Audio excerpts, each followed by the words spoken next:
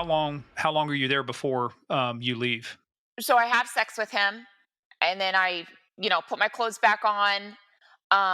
He says you can go downstairs now. So I walk downstairs. Spider walks me back to the car.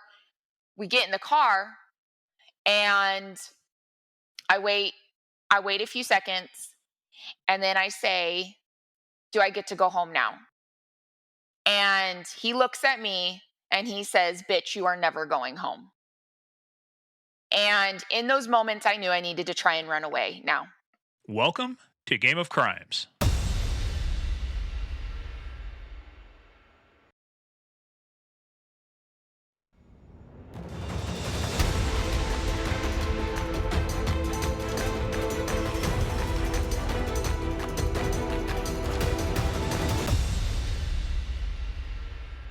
Hello, our players, playerettes, dudettes, amigos, amigas, everybody in between. This is going to be a special, and I do mean special episode. In fact, so special to the point we're cutting out a couple things because the serious nature of what you're about to hear, and all kidding aside, we just thought it wouldn't be appropriate to have the kind of humor we normally do because this one is gut wrenching. I'm just telling you that, Murph. I mean, I don't know Mhm. how else to say it. But anyway, hey, welcome to Game of Crimes.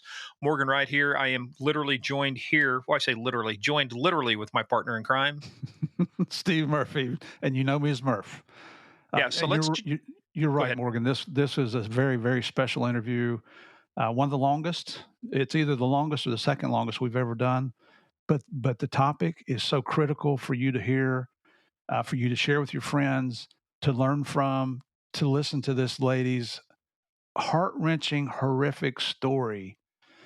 That's why we're forgoing all the other, the silliness that we usually engage in, which we have fun with and we hope you enjoy. I know some of you don't, but hey, come on back and listen to us anyway. Yeah. That's why we're going to forgo all that this morning. That's how important this topic is today. Well, and let's just do our quick housekeeping, and then we'll get to that. So, real quickly, and especially after you hear this, go over to Apple, go over to Spotify, give us those 5 stars. It really helps out a lot. Especially, getting this message today is one you're going to want to get out to people. Also, head on over to our website, gameofcrimespodcast.com. Everything. We've got our book list out there. We just had Michael Franzese on. He's got 6 books plus wine, plus a lot of other stuff. So that's good stuff on there. Follow us on social media at Game of Crimes on Twitter, at Game of Crimes Podcast on Facebook and the Instagram.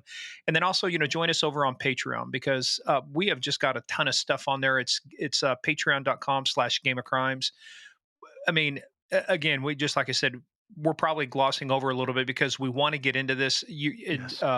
So let me just get to that real quick. So, and also, paypal.com, use our email, gameofcrimespodcast@gmail.com or paypal.me/Game of Crimes, whatever it makes it easier for you to support the show. Now, we do say this is our standard disclaimer. This is a show about crime. We talk about bad people doing bad things. And this is definitely that story, and bad people doing bad things to good people. This is definitely that story. We take the story seriously.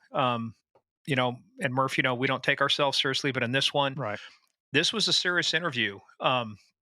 And I will tell you, after we got done, I mean, there were times I have not edited out the silence because you need to feel the impact that this Mhm. story had on Natasha telling it. We let it go. We've done very little editing to this because of the raw emotion. And you're right, Steve. I was trying to gauge it, but I think maybe next to Dave Reichert when we talked about the Green River Killer, this is Mhm. probably our second to longest episode we've ever done. It is, and it's just so compelling. And I'm gonna be honest with you, listeners, that during this interview, as she's telling her story, I'm wiping tears off of my cheeks twice. It's just no human being. You've heard us tell horrific stories on here before, but no human being should go through what Natasha Herzig went through, and that's our guest today. You talk about innocence stolen, hope and despair, or hope replaced with despair. But she overcame everything that was thrown at her. And you can see you're going to hear what she's doing today. We're just so proud of her. It's a true honor to bring Natasha on today's Game of Crimes episode. Yeah. So we don't want to pontificate too much, but we will tell you that we're just going to keep it short, in the intro part. We will get back to our regular stuff on episode 61. So there's a couple stories I had teed up, Small Town Police Blotter, some of the folks on there that sent those stories in. Just know we're saving those. They'll be on episode 61. And so again, we just don't even want to use our regular thing, but this is, I mean, when we talk about the biggest, baddest, most dangerous game of all, this was one of the most dangerous people I think I've ever heard of in terms of what this guy did, how long he did it, how he got away, how he manipulated people. And here's the takeaway as you folks listen to this. Take away some of these lessons, understand what these grooming behaviors are and what they do. We're going to get into a lot of this on the show, but I'm Mhm. telling you, as we're going through, you can see where they set things up. This guy, this bad guy, sets things up only to rip all hope away from her, make her despair so much that she's got nowhere to go. And Steve, I think you said it right. If anybody ever says that prostitution is a victimless crime, Mm. They need to be slapped.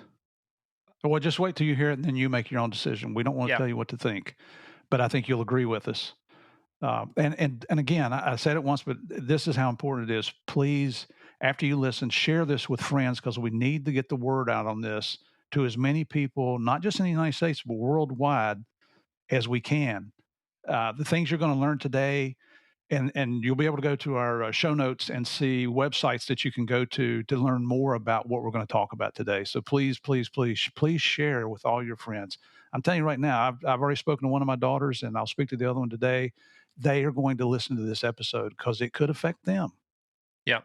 So, without our usual ado, let's just get into it. So, stay tuned, guys. This is going to be a two-parter. Both of them are going to be a couple hours long, but trust us, Mhm. it is well worth the listen.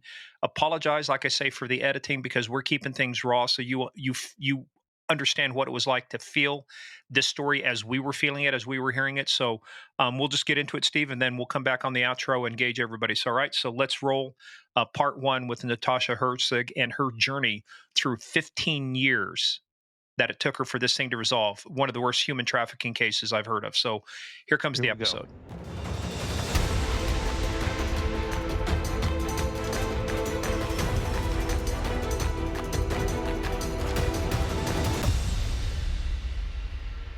This, if judging by just the initial volley that was launched at me and Murph by our next guest, this is going to be. She said, "I thought I was, we said you did great. You got everything lined up." She said, "Oh, that's okay because I thought I was old, but then I see you guys, and you guys are really old." So She was talking about you, Morgan, not me. I still got all. Look at this. I still have all my hair. Hey, anyway, before we get too far, this is a special episode. And Murph, I'll let you tee it up because you really helped pull this one together. Yeah, our guest today is a little different than what we usually bring on to our listeners here in the fact that we bring on law enforcement. Well, this lady was involved in law enforcement. You're not going to believe the story she's going to tell us today, but it starts from the point of being a victim. So it's such an honor to meet Natasha Herzig and welcome you on the show. I had the opportunity to meet Natasha in San Diego several years ago at a law enforcement conference that she was speaking at as well. It's the Southern California Gang Conference that you guys have heard Morgan and I talk about. Her story is compelling. If you've got dry eyes, then you're not listening. When she gets to the end of her story, it's one of motivation. It's one of stamina. It's one of I'm not going to let the son of a bitch get me down.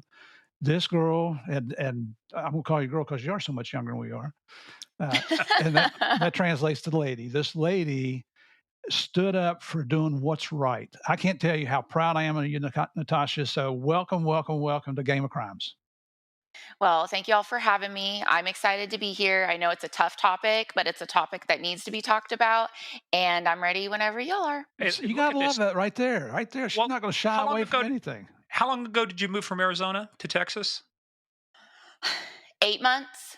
I've been And here you're about already 8 months. saying y'all. Look at that. Okay, y'all. Thanks. So you already got the Texas drawl going. Well, she knew I Well, would when I say understand that. you all or you guys, Yeah. people are like, we don't say that here. I'm like, okay, Y'all. what do we say? Y'all. I'm like, okay, so we just put you all together. I can Y'all. do that. I You can do can that. do that. Good for you. Hey, well, Natasha, as we do with everybody, we want to start at the beginning, and with you, it's a little different because this is not about how you got into law enforcement, but it's really talking about how you're growing up and the things you got into that lead to our story today. So, just give us a little bit of background. I mean, we don't need to go back to you. I was a babe in swaddling clothes, but Yeah. to, you know, I remember my first, but it was more like, basically tell us about like where you grew up. What was family like? Give us a snapshot in time of what things were like for you growing up as a young girl. Okay, so I grew up in a middle upper class family. I went to private school. I have a younger brother. My parents, were married for over 38 years. I Where was had this at? this You say you grew up. Where'd you grow up at? in like central in like I went to school in Santa Cruz County, but like in Monterey County. California. Yes, sir. And just to me it was your normal life. I was a missionary when I was 16, in a different country. I did cheerleading, swimming. I was involved in school. I got good grades. My brother was a football player. We really, I had no childhood trauma to talk about. If anything, um, I probably didn't even understand there was anything bad that existed outside of my world. It was just, it wasn't till when I got back from being a missionary at 16 that I was like, oh my gosh, like, Well, let's talk pe- about that. You don't say Mhm. again. We have people they want to gloss over. Guys, a missionary at 16 went to a foreign country. yeah. Now let's rewind a We little want to bit here. know. We want to. So first of all, how did you get into? You said missionary. So what was your church, and how did you end up being a missionary? And then tell us about the country. Was it picked for you? Did you pick it? Where did you go? What were you doing? So let's talk about that missionary work. So, because I went to a private school, it was a Christian school. Our science teacher, he would take groups through his church, with his wife to different countries, and they were missionaries. And they would ask students, "Would you like to go on these mission trips?" And they worked with deaf kids, and we would be at deaf orphanages. So we would go through this training program, and we learned sign language, and we got all of our shots, and they prepared us to go to this different country. And I look back, it was Jamaica that we had went to, and I look back and I laugh with my parents because I'm like, how could you have thought it was safe? Because I remember, we had to smuggle in our Bibles. Our bus got pulled over, and I remember our science teacher standing up and being like, "No one tell them why we're here." And, Wow. in the moment, I'm just like, I'm going with it, like, oh, this is fun and Okay, exciting. don't gloss over that. Let's talk about that bus getting stopped. So were Yeah. these? I mean, because we know that they've got the posse over there. We know there's a lot of there were a lot of drug and marijuana smuggling. Yes.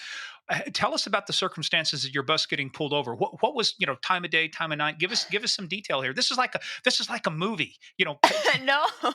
So I mean, I don't feel like it's a movie. It's just my life, right? But of course, I do laugh about it now. But it is quite serious because I wonder what my parents were thinking. And so we it was probably just gotten from the airport. We got on this white bus. It wasn't like a school bus or anything. It was literally like this white bus. Um, we get in the bus, and it's driving, and we're on these dirt roads because we were staying, because we were there for a few weeks. We were staying at some deaf orphanages, but then we stayed in some huts because we built a water system for a local village. So we were really, really out in the middle of nowhere. So we're on the bus, and all of a sudden, I had no idea we were getting pulled over. I'm not understanding what's happening. And the teacher stands up and he's like, "Okay, I just want to let everyone know we're not going to tell them why we're here. We're visiting, we're on this field trip." And that's what our story was. But I had already realized it when we had to smuggle in our Bibles. I had already realized that. Kind of like, oh, we're not supposed to. And just the way they had us dress and the rules that they'd given us, that, when it goes dark, when the sun goes down there, if you are walking on certain streets, we're considered a woman of the night. So by the time it started getting dark, we had to go into this compound that we were staying in at one of the deaf orphanages. So you as an adult reflect back and think like, wow, this is some crazy stuff. But in the moments as a child, you're just really going with it, like, this is cool and interesting.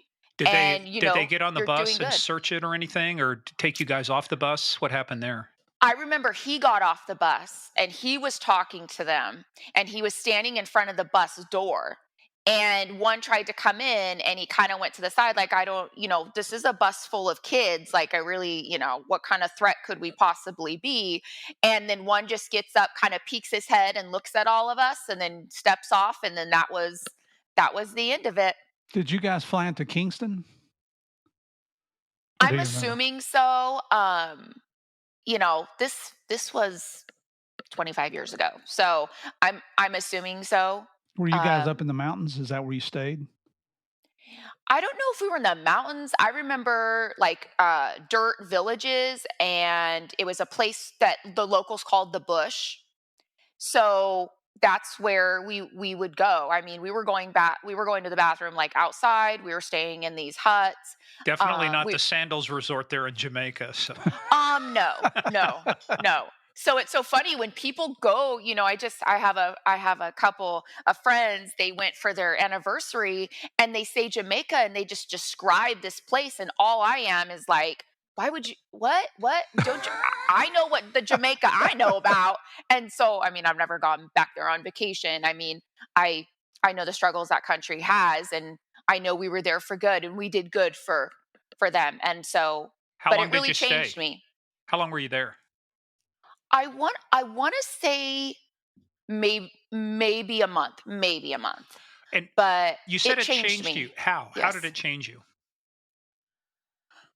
Let's put it this way: Um, going down there, what kind of person were you coming out? What kind of person were you? In other words, did it change you how you thought? Did it change, your perception of things? What changed for you? well, you have to understand you have this private school girl who the majority of people, have money. We live a certain type of lifestyle, and you go to a country and you realize people don't live like you. Like, these are children like who do not have water, and we are trying to build a water system for their village. You have children that are touching your hair and looking at you because I'm blonde and I have blue eyes, and this is something they've never seen. And I'm holding them, and they're, you know, 4 years old, but I feel like they're what a 2-year-old would, as tiny as a 2-year-old. And so you're they're just so grateful and happy and so appreciative to have you and have just this love that we're trying to offer them. And they would host us in their homes for dinner, and we would get spread up. It would be a boy and a girl, and we all got sent out, and we would have dinner in their huts, and they would make us traditional dinners. And they were just so happy to have us. They put on their village put on a performance for us. The kids had practice. Like, it just, I mean, it just changed me in so many ways. And I remember, and I do contribute part of my thought process of how I ended up kidnapped to how I felt when I got back from Jamaica, in the sense that I was like, holy crap, there's so much more out there in this world that I want to see and do. Like, this life I'm living is like boring and nothing, and how fulfilled I was when I got back and how it changed me. And my mom even said, she goes, you were a little depressed when you got back, and it was because my life changed. And then I'm doing all these things, and I'm witnessing and realizing as a child what it is like to give back instead of just always, receive. And I'm like, what am I doing? What is this? Like, this is my life, like, when I could be out there doing so much more. When you were down there, did you try the jerk chicken? Was that one of the I did. dishes? So that is my favorite seasoning to this day. Really? Just so you know. Oh my Yes. gosh. That's the Yes. hottest those Scotch bonnet Yep. peppers, that's the They hottest have peppers some I've of ever the best food I have ever had, Was there hands anything down. you wouldn't eat?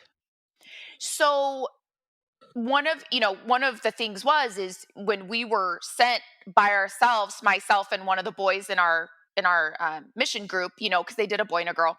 And I remember we were in this, in their home, which like is like a hut, and we're told you must eat everything on your plate. It is rude. Do not, embarrass us. So you need to eat everything. And I remember they had like skinned something that was furry, and they were like cooking it. And I just looked at the boy I was with and I was like, we have to eat this, right? Like, and, it could have been uh, some sort of maybe Rodent. goat or something. I don't know. We ate it, you know. I mean, we're kids. We're just doing what we're told. Did you get sick at all down there? I did. I did. So we were um we were like at a retreat where we were all singing and stuff like that, and we were in literally the bushes, and I went to my teacher and I said, I feel really, really sick. And it was probably a day or two like right when we had got there. And other kids started, I mean, this was kind of, it went through all of us type thing, just that adjustment, probably, right? Um, and he handed me a roll of toilet paper and said, Go take care go of there business. behind that bush. And I did. And, Fertilize the you know, country. yeah, I mean, you just, you do what you have to do. And I mean, even though we have like, you know, stories like that, it was just one of the most amazing experiences of my life. And I'm so blessed to even have experienced something like that. I do ask my parents what they were thinking, knowing how we were smuggling things into that country. But, Well, see, that was the difference. Most people down there smuggle things out of that country. right. And they're not Bibles. Right. Right. No, right. But the people were just wonderful, the whole experience, and I'll be honest with you, where I went to school, there's only a certain demographic and color, and it just exposed me to a whole different culture and different people and just the beauty that God has created just in the world for all of us. Well said. And it just changed me. Well Just changed said. me. Very Oh well. yeah, I remember as a Ute, my dad was Army, and before we went to Iran, he went to the language school, which is not too far from Monterey, California. Yeah, DLI. Yeah, she even knows the acronym. There you go, Defense Language Institute. Yes. There's a picture of my oldest sister, me, I'm the middle child, and my youngest sister. We're actually on the rocks facing the water. My dad actually, I think, won a photography contest with that, but that was Oh. yeah, years. Well, this is before you were born, so going with the old jokes again. Well, Yeah. you know what he titled that picture "The Three Girls." Now, Mark, Sorry about remember, that. I can edit you out of this complete podcast. Oh my goodness. Sorry. Anyway, hey, now, was that the only mission trip you ever took? I did. Yes, that was because I remember when my was it my junior? I think it was my senior year that came around when science teacher asked me again, do you want to go back? And I had to make the choice between that and cheerleading because we were doing competitive cheerleading at the time. And I remember exactly where we're at. We were where on campus we were at when he came to talk to me at lunchtime, and I had to really really make that decision. And I chose competitive cheer. And I will say cheerleading was it just I loved it. I loved every moment of it, everything about it. Good for Well, So, you. let's talk yeah. about So, see, to me, I grew up in a small town too, so our cheerleaders were like, there wasn't too much competitive. What is it about? Because I have seen some of the routines on, they've held it down to Disney, and I am amazed at just the precision and stuff. So, what was it? What is it about competitive cheerleading that drew you to it? Just everything. I mean, the adrenaline rush, the being out there cheering, like getting the crowd excited, like, you're just giving off this energy and the crowd is enjoying it, and you're just um you know, it's faster to me than like ballet or dance. Like, my mom, I lasted 1 day in ballet. And I remember being like, and I'm a fairly tall, lean woman. And so people always think I'm a dancer or a runner. And I'm like, so I'm sure everyone is like, go put your daughter in ballet. And I lasted 1 day, walked out, looked at my mom, and was like, I cannot do this. It's like, no, this is not for me. And I come from this whole like prim and proper community and demographic and family. And I looked at her and I was like, I want to go do what my brother's doing, which he was doing karate. And so him and I did karate for years. I mean, we were winning grand champions at tournaments, my brother and I. And like that to me is faster pace, and it's much more exciting than, I don't know, Dancing Well, and around on your toes on those shoes and executing which a really pirouette. does take a lot of work. To me, it is, you have to be I'm completely not knocking athletic. it. I'm just saying when you Yes. see what they do, you see the Yes. Bolshoi ballet, you see some of the professionals. Yes. They are, I mean, there is a lot of effort that goes into it, but I agree with you. I love the music and stuff. I was a music major in college, so I love the music. But to me, yeah, that seems slightly boring. It's like twist around and then, I just need more. I need more, like, just it's like when I work out, I want to do the kickboxing stuff. I don't want to just like I need exciting.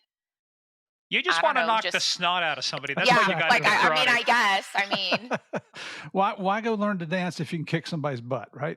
right, right, exactly. Unless you're Mikhail Baryshnikov. See, I know some names from the dance. Yes. I'm well versed, unlike Murph, who, we can't get past, some West Virginia music. So dueling banjos, and all that good stuff. So anyway, I digress. So, hey, but Very much so.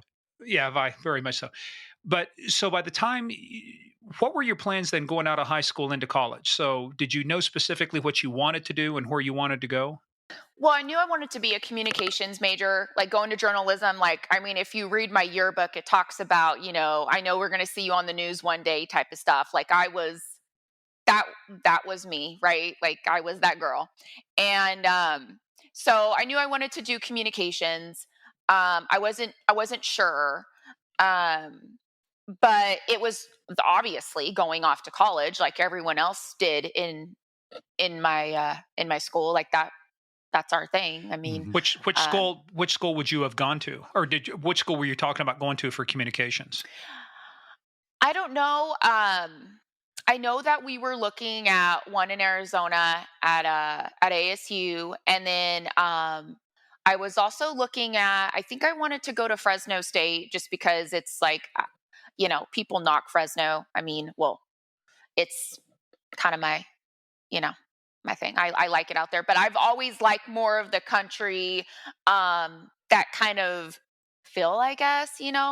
Um, but yeah, I was just a kid, cheerleading, doing my thing, and Going to Jamaica and hiding out in the bushes with a roll of toilet yeah, paper, exactly. hey, hey, before we get into the story, I do kind of want to bookend it because I want to let people kind of know where we're going. So before, and you kind of threw out the word, and I don't want to dive into it yet. You said the kidnapping, but before the whole process started that got you involved in that, where are we at in terms of the timeline before you actually start getting into the process that led to the story we're going to talk about? Okay. So part of this whole struggle that I had when I was graduating high school was that after Jamaica I was like, maybe I want to do something else. Like, maybe there's something else, out there for me. Like, I was throwing out the Peace Corps to my parents, and that was an absolute no. But I was looking into things like that. Like, how could I go out there and just really just, I don't know, it's just something that changed in me. I have no idea. I can't explain it. And so the compromise was community college until I would go off to 4 year. That was the compromise with my parents. Um, so I had been in my first semester of college, so I was 18. Um, when when I was at the mall and this kind of all started. Okay, so we're very close to that point now. Is what you're talking about. Yes. So, and why was it simply that trip to Jamaica that, like you said, opened your eyes? Because it seemed to me, and look, when you say demographic, we're talking about in that area of California, a lot of people were white, middle, upper class, doing very Yes. well. There were a lot Yes. of things expected of you, like you would be expected to get out of high school, go to Yes. college, do things like that. But was it just this trip, or was there anything else that changed in you that you said, "Hey, there's got to be more to this world"? Because being insulated, which is really kind of what it was here in that area, and now you go to Jamaica and you see, I mean, people living in huts, Yes. sharing with you the last bits of food they have to be Yes. guests. Was it just the mission trip, or were there other things that happened during that time that changed your perspective? I think maybe that trip helped me realize it, but I had always been um the child that was independent and not afraid to go and want to explore that. Like even at this age, um, I'm very like, okay, if with my husband's job they're gonna move us to, St. Thomas, let's figure it out. Like I am okay exploring new cultures and new things. So kind of like Robert Frost, you're one of those people that take the road less traveled. Maybe, I don't know. I just feel like See, I'm trying to be just very philosophical here to make it it sound really just cool before we get into the works. story. Yeah. It but- just Now, tell us though about the dynamics of the family, mother, father, and Okay, you yes, said sir. brother, older Yes. brother, younger brother. How was So I have things in a there? younger brother that's 18 months younger than me. We have always been very close. He was on whenever we did things, it was like a group of us. Like my cheerleader friends, his football players, we'd go to the lake, we'd go wakeboarding, tubing, skiing during the winter, snowboarding during the winter. Our house was kind of just the Activity everyone loved Central. my parents. Yeah. We had that good family. Nobody. Are you the oldest then? Yes. All right. So just you and your brother for kids. So let's talk about then you're going to community college. So let's now start talk about this because really the reason I wanted to set the stage is, and before we do this, rate yourself on a scale of 1 to 10 in terms of when you enrolled in community college on a scale of 1 to 10. 10 being you're totally, I mean, 1 being you're totally naive. 10 is that, or I mean, 1 is that you've got the world by the shoulders, and and 10 is you're totally naive. Where are you at on the naivety scale when you went to community college? I mean, I don't really know. I mean, it's like everyone. You're 18 and you think you know everything type of thing, but you don't. Um, But looking back on it, rather than your state of mind, then looking back on it, how naive were you about the world when you went to community college? I would just put myself in the middle, like a five, like going through it. But even in Jamaica, when I should have been scared at certain points, I wasn't. So, and part of that is naivety to what that bigger picture could have been, right? Like, Well, and um, as a younger person, you're more adventuresome where you don't let things like that wear you down. It's like, all right, let's just see what happens. Let's try and see where we go. Yeah, see, at my age now, it's like something shows up. It's like, who the hell are you? Why are you at my house? Before, but when you're 18, it's like, hey, come on in, let's have a party. You know? yes. What are you ringing my doorbell for? Get out of here. I know. I feel the same way. I put a welcome sign out front, and one of my girlfriends drove by and said, "That's very unlike you. Why did you put that welcome sign out?" My So I husband took made it. me. I took it back in. Took it back in. All right, so now you're starting community college, and let's start this journey now because when we say it's a journey, it's a journey of about 15 years. To get to resolution. So how does this journey start for you? What is going on? What is happening that now starts putting you in the crosshairs of these people? So I'm just living my life. I'm, doing what I do, going to school, just kind of, I think, just trying to manage what I felt to be, is this all life is about, to be honest with you? And I think that struggle in itself was also what contributed to being like, if something exciting comes along, I'm going to take it because Were you unhappy at that time, or were you happy when you started community college?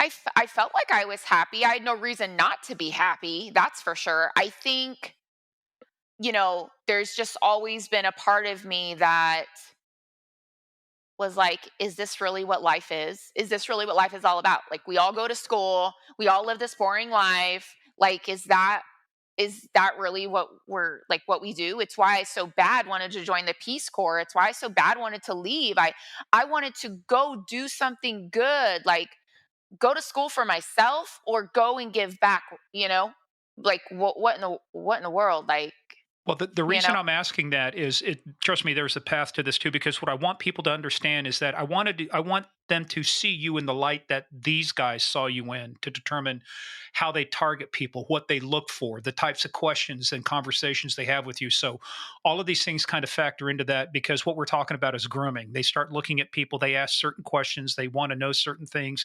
And if you fit into their profile, then you start becoming susceptible to what it is they want to do. So that's why I'm asking, were you happy? Were things good? Were you, I mean, it sounds like what you're doing is trying to figure out what you wanted to be when you grew up. But it sounds like Jamaica really exposed you, and you had this, like, you felt, you didn't feel satisfied that what you were doing was what you wanted. That's not the path you wanted to take. So it's kind of like you said, you're adventurous, want to see things. So I'm just trying to paint a picture, is that if I'm sitting there looking at you now at a mall or something else, what do I see in that person when I see them? So I think part of it is the expectation of where I come from and what I was supposed to be, and how my heart wasn't there. And what were you supposed to be? I mean, let's talk about that. What if things had gone according to plan, Monterey County plan, what would you have been doing? What was expected of you? I would have graduated college, ended up on Fox News, and gotten married, had children, and went on my boring married life. Now, is it currently boring? Should we talk to your No, husband? but I have lots of excitement in my life now once we get into my whole life story, Yeah, but, that is what your expectation in that demographic is. They give you, it's given to you by society.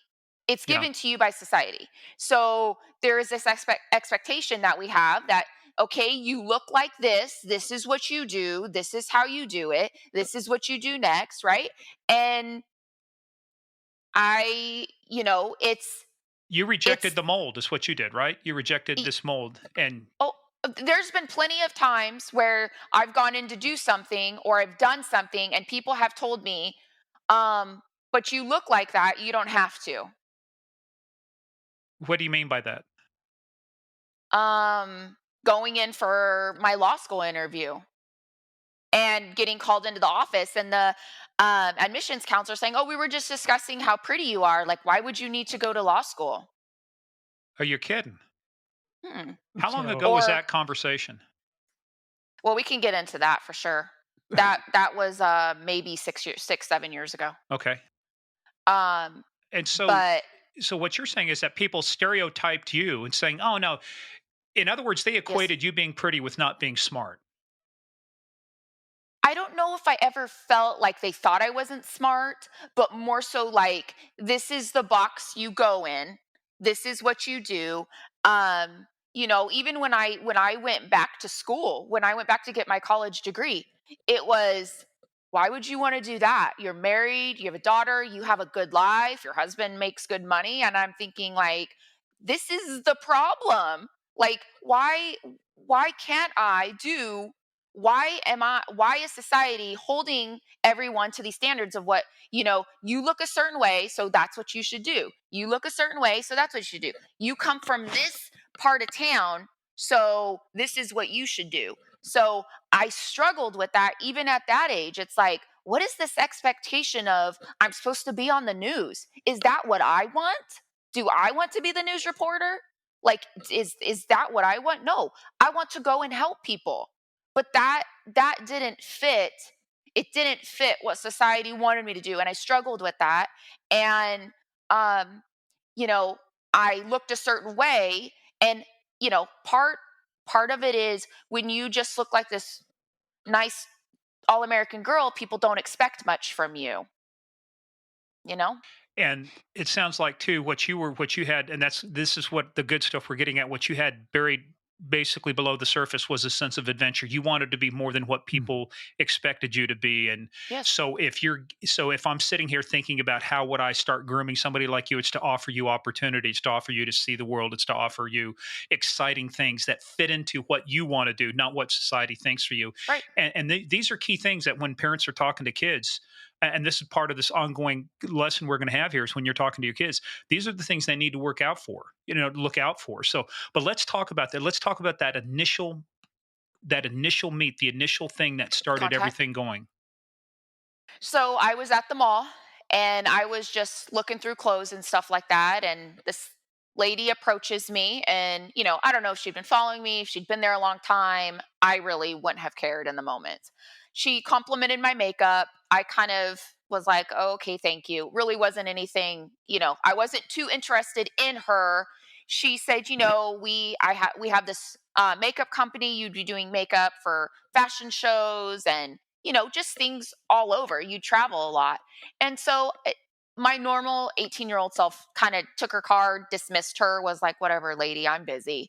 I didn't really take much Yeah, to it. let's not go too far past that. Let's talk about that initial, because this is the initial approach, and using a woman as opposed to a guy lowers your defenses because now you're Yes, of talking course. to another woman.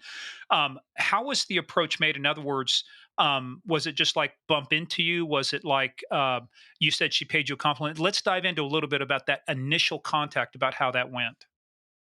She just, hi, how are you? And I'm just like, hi, Describe her for us and too. Did she look like she belonged in that store? Did she look like she belonged in that area? yes, I by no means was like, "Oh gosh, what is this right here?" I was not feeling that way. It just was an attractive woman who was talking to me about my makeup and, you know, told me, she liked my makeup and um, you know, what was interesting about that is that, you know, um I would do makeup for friends all the time. In fact, my dad's secretary, when she went to a wedding, I was in high school and she paid me to do her makeup. Like I was the makeup and hair girl, that was my thing. And so for her to compliment my makeup was just kind of like, oh, okay, like, and again, people were like, you should do hair and makeup. I'm like, again, I don't want to do hair and makeup. Like this is like, what are we not getting?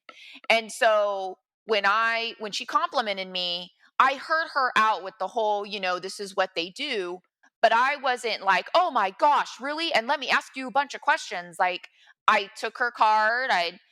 Honestly, I didn't think I'd ever contact her. I mean, Was it it, just a very low key approach? In other words, no additional pressure to follow up, just like, hey, if you're no, interested, not at all. here's the Nothing. card. Nothing. Right. Yeah. If I would have felt pressure, like just in general, my personality is very. It would be like, no, well, now I'm not doing it. You know what I mean? Like even when somebody's trying to be my friend, I get very freaked out. So for anybody trying to put any type of like, hey, hey, hey, I would absolutely run in the opposite direction. So there's So nothing let So about this lady that's suspicious at all. The way she's dressed, no, nope, nothing nope. let's talk flashy. about well, let's talk a little bit more about your awareness, though. Did you see her before she approached you, or did she approach you and that's the first time you remember seeing I her? don't remember ever seeing her, but I wouldn't be on the lookout for anybody or anything. I would be engrossed in shopping and worrying about what I think is cute. Like what am I going to buy? Did you watch her as she left, though? Did any of that pique your interest? Do you No, remember? I was dismissive of her. I was dismissive of her, so I really didn't pay her any attention when she gave me her card and she walked away. I just went my own way. I mean, I just And after whatever, that lady. contact that day, did you ever see her again anywhere else in the mall No. talking to anybody else? Nope. Okay. Nope. Cuz it would be a few weeks when I see her card on my dresser and I decide to make the phone call. So let's talk about that now too. So why, first of all, you were dismissive of her. Why'd you keep the card? I don't know. I had set it on my dresser and, you know, never really gave it much thought until I saw it and I just was like, what's it going to hurt to call and see what this is all about? And the whole don't tell your parents until you have something truly you need to tell them. Yeah, that's what she said, or that was your thinking? My thinking. Mhm. Okay. Was there anything that happened as kind of a precursor to that? Like, did you have a falling out at college, or did you decide this is not what I want to do? Or was it just simply looking at the card one day and it triggered you go, what can it hurt? Right. Looking at the card. I remember I was walking out of my bedroom and I was like, oh, there's that lady's card. Why don't I give it a call?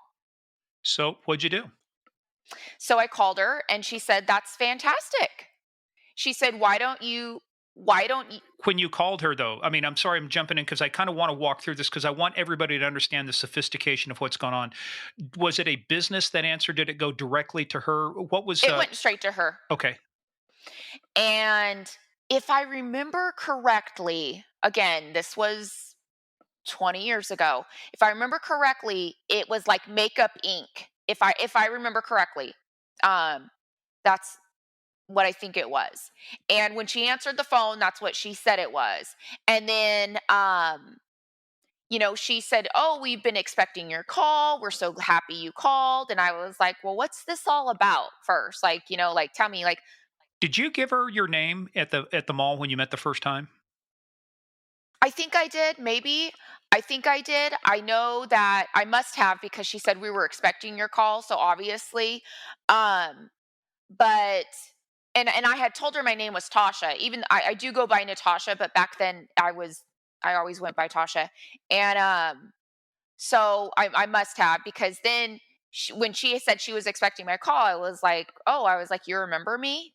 Because I remember saying that, like, "How could you remember me? Like this has been a few. It's been a few weeks." I didn't say that to her, but I'm feeling this way. And she said, I'd love for you to meet the owner of the company. Go in go in, meet with him." Um, and I was like, "Oh," I was like, you're not the owner." And she's like, "No, no." She's like, "That's, like I'm the partner."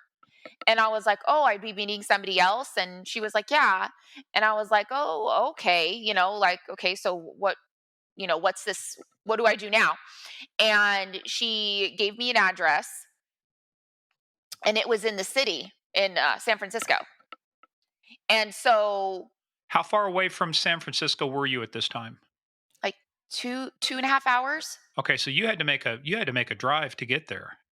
Like, I mean, I didn't really feel. I mean, we went to the city a lot, so I guess I didn't really feel like it was Okay. too far. Um, but when as I'm talking to her, she's telling me, I'm gonna be go meeting with this thing. All I could think about is what the heck am I gonna tell my parents? Because they are not going to be down for this at all. And Like, you're living at home at this point, right? yes, yes. I had I had been in college one semester at junior college. Do you have your own car? So, yes. Okay. So you're mobile. I mean, And you could do so, things, but you still you got to know, check in with your I had parents. I'm always leaving for had the this. night. I'm going to be gone. Yeah, yeah, and I had always had this open relationship with my parents, this honest relationship. So, it it was difficult to get myself to get to this point to be like, you have to, you're going to have to get away with this. Because I never really, like, if my brother and I wanted to go to the beach and didn't want to go to school, like we wanted to skip school, my parents were cool with it. We'd be like, "Hey, we're going to go do this." So I never really had to have this, you know oh gosh, don't tell our parents we're going to a party. Like, my parents weren't going to, have some freak out or say no. um so my next step, as she's telling me to go to the city, is freaking out more so, like, how am I going to keep this from my parents? Because I already know my dad's upset with me for just wanting to go to junior college. So, to even present to him the idea that I would possibly not be going to school and I'm just going to go do makeup, like, I already knew what that would what kind of consequences that would bring. So, she's talking to me and I'm starting to realize, like, this is, I don't know how I'm going to get away with this. Like, I'm not saying that, but I'm feeling that way. And so she tells me, gives me the address, I write it down, right? And she's giving me directions. And so I get off the phone with her. We had made a time to do this. And I'm like freaking out now because now I'm like, what the heck am I going to tell my dad? Right? So, like, this is legit a situation. And so I decide I'm not going to tell my parents. And so, my parents weren't keeping tabs on me. There was no reason to. I'd never done anything to not have their trust. So I leave and I go to the city on the date that was scheduled. And it was during the day, and I walk into literally an office building, like as if you're going to walk into the dentist, to walk into, the doctor's office, or, an office. And that I get greeted by her, and I get taken to this this back room, and he's in this office, and he's sitting there, and he stands up and he shakes my hand. I was like, "Hi, I'm Tasha, blah blah blah," and he's like, "It's so great to meet you." And we sit down, and he just starts asking me questions. And as he's asking me, I'm like, I've never really had a job before. So let's roll back before you do that. When you say he's just describe, I want to get into a little bit more. When you say you walked into this office, is this like one story, two stories? Is it one of the big buildings in San Francisco? I mean, I what would say medium building. medium building? Medium building. Like, it's not this huge skyscraper. It's not this one story. I don't even think if San Francisco even has a one story at this point. But Probably not. Yeah, um, it's just, to me, just uh, a nondescript you know, office building, one of many in downtown area, yes, right? yes, But it yes. was in the downtown area, not a scuzzy part of town. I felt like more on the outskirts, Okay. maybe. The thing about the city is even the good parts can look, Mhm. Yeah. you I've know. walked around Little San rundown. Francisco before. I mean, you turn the Yeah, corner, it goes from nice to what am I doing yeah, here? Um, Mhm. yeah. but when they walked in, was there a receptionist?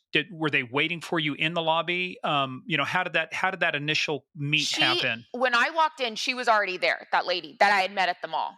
Okay, and then she walks you back to an office. Yes. Was it? Were Tell us about the office though. So you walked in. Does it look like it's like you're expecting it like to be an office of Makeup Inc. Like there's some fancy stuff, posters. Describe the office for us. So he gets up. He does not look like the scary, creepy guy that one would think when you're thinking that this is all gonna not end well.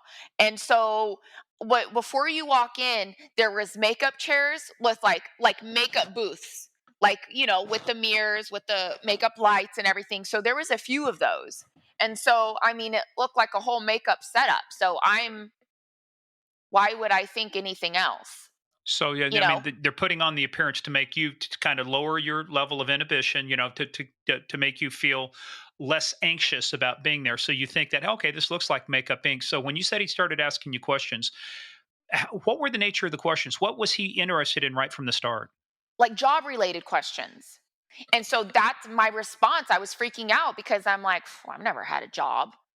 Because he was like, "Hey, we have this application," right? So he's like, "Tell me a little bit about yourself."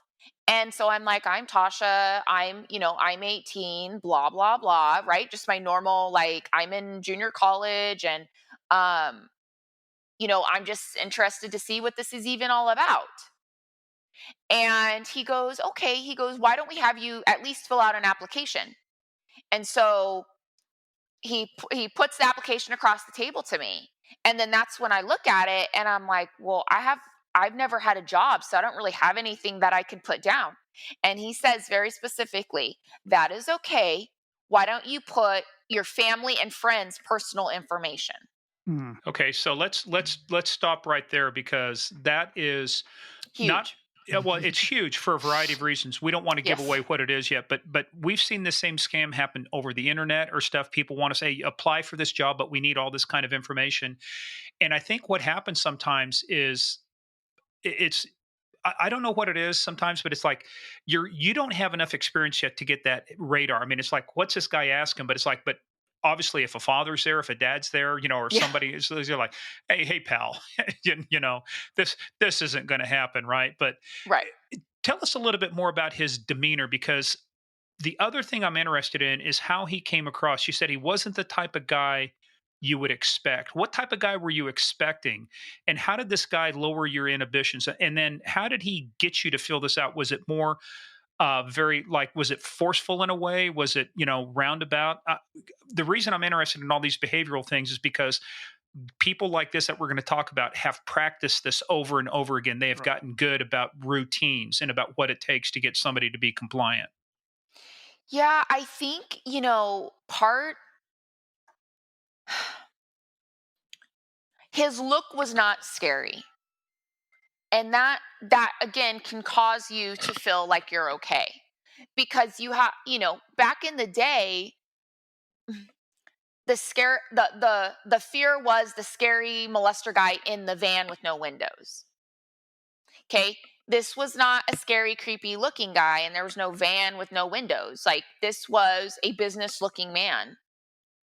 So you're not feeling threatened at somebody all. who could be my dad. So I'm not feeling anything. I'm just like, I'm more so freaking out that I'm not qualified. And now I'm in a situation where I'm like, damn, Natasha, you really thought you were good enough to do this? You know, I have no job experience. He's very professional with me, almost so professional that I'm feeling like he's not. I mean, I have no experience, right? And um, he's talking to me in a sense of like, there's lots of girls vying for this job. Like, do how bad do you want it? And you'd be lucky if we chose you type of feeling. And so as I'm, putting my family's personal information down and my best friends and stuff information down, I'm thinking, this is the closest that I can get. I mean, to having somebody he could call to be like, yeah, Natasha is at least a good person. Mhm. Now, was there anything that made you get up or say it to yourself at that point, I need to get up and walk out of here? Like, did No, any red flags no, go off at all? no, no, no. Um, that definitely doesn't happen till later. Yeah. Mm. So let's continue on with this day. So you're filling this stuff out. Walk us through the process. What happens? You fill So this out? I fill the application out. I've now given information. I hand it back to him. He tells me that's when he's telling me that there's girls applying for this job, multiple girls that want this job. Basically you'd be lucky if you get this, but we appreciate you coming in. And as I walk out, there's other girls in those makeup stations doing makeup. And so, I mean, I'm like, "Hey, I'm at this makeup place. Like, damn, I hope this guy calls me." You know? And so, I'm not feeling I mean, there honestly, the only thing I'm feeling is how in the world am I going to now tell my parents? Like, that is my number one concern. It is not anything else. Like, could this guy take me? Could I be getting scammed? Is this a red flag? My whole alert system was definitely how am I going to explain this to my parents? Now, were you skipping school that day? I don't remember most likely if it was during the week, but the way college classes work in general is you're not really in school all day. Like there was really, no classes on Fridays and that kind of stuff. So you walk out. What are you thinking when you walk out? What are you thinking on your drive back? That I hope I get the job. Why? How cool it would be if I got the job. Was You it know, because you wanted to do makeup, or was it because you wanted to see the world? What was it that said this would be cool to get this job? traveling and, because I have never been one enticed with money. That's never been like that doesn't do anything for me It's or not a the motivator. possibility of being famous or um the high life or anything like that. That's never really that doesn't entice me. Right. So you walk out. What's the next thing that happens? Because obviously you go home. Do you end up? Do you tell your parents what happens No, there? so the job ends up telling me, hey, we'll be getting in contact with you. But that that was the end of that. Like I wasn't going to reach back out. They said they'd contact me and, weeks go by. At this point I've turned 19. And I remember being in my parents' bedroom on the bed. I was talking to my mom and the house phone rang. And, I had kind of really not forgotten about it, but it was like, well, I must have not gotten the job because, we're all moving on. Like, and my mom answers the phone and then hands me the phone and says, it's for you. And they said I got the job. I'm like, hello? And they're like, Tasha, you've got the job. And so I remember walking downstairs with the phone into my bedroom and being like, well, what does this mean? Like what's next? Like what happens now, right? And they were like, well, we just need you to come, we need you to sign some papers and fill out some last minute paperwork now that you're going to be traveling. And so I was like, okay, like, like what's next? Like I'm I'm all excited, right? Do I need to pack a bag? And they were like, no, no, this is just some follow up to some paperwork that needs to get signed before we can start this next process to get you going. Now, let's stop there for a second, because if you take the job, then the discussion has to be, you can't go to college and take this job at the same time. Yes. What's going through you? Say you How much thought did you put into it before you said, I'll take the job? Was it like an instant thing, or did you think about it for a second? Again, the only hesitation is my parents. That's my only hesitation. You know, um, as much as I wanted to be who I was out on my own, doing whatever I want to do, I mean, I still love my parents. Those are my parents, right? So, how was I going to have this conversation with them? And I knew I was going to have this conversation with them. And so, when I told them, yes, I'll take the job, I knew getting off the phone that I needed to tell them that this is what I've done. And I did what any smart daughter would do, and I went to my mom first. That's right. Most sons would do that. Most sons would do that as well. Yeah, Okay. yeah. So I mean, mom is the soft, she can help, you know, give the message to dad. Like she can help soften the blow a little bit, right? Because moms just love you, dads love you, but they're like, no, no, but wait a minute. So it's just a different dynamic. So I decide I'm going to go talk to my mom first. And, she, is like, wait, what? And I was like, so I applied for this makeup job and that was them and I got the job. And she's like, well, what does this consist of? And I said, well, we'd be traveling and I'd be doing makeup for, shows and stuff like that and fashion shows and stuff like, whatnot. And she, even said, what about school? And I was like, well, that's the problem is I'm going to be traveling and I won't be able to go to school. And she says, your dad's never going to go for this. And I said, I know, but I really want to do this.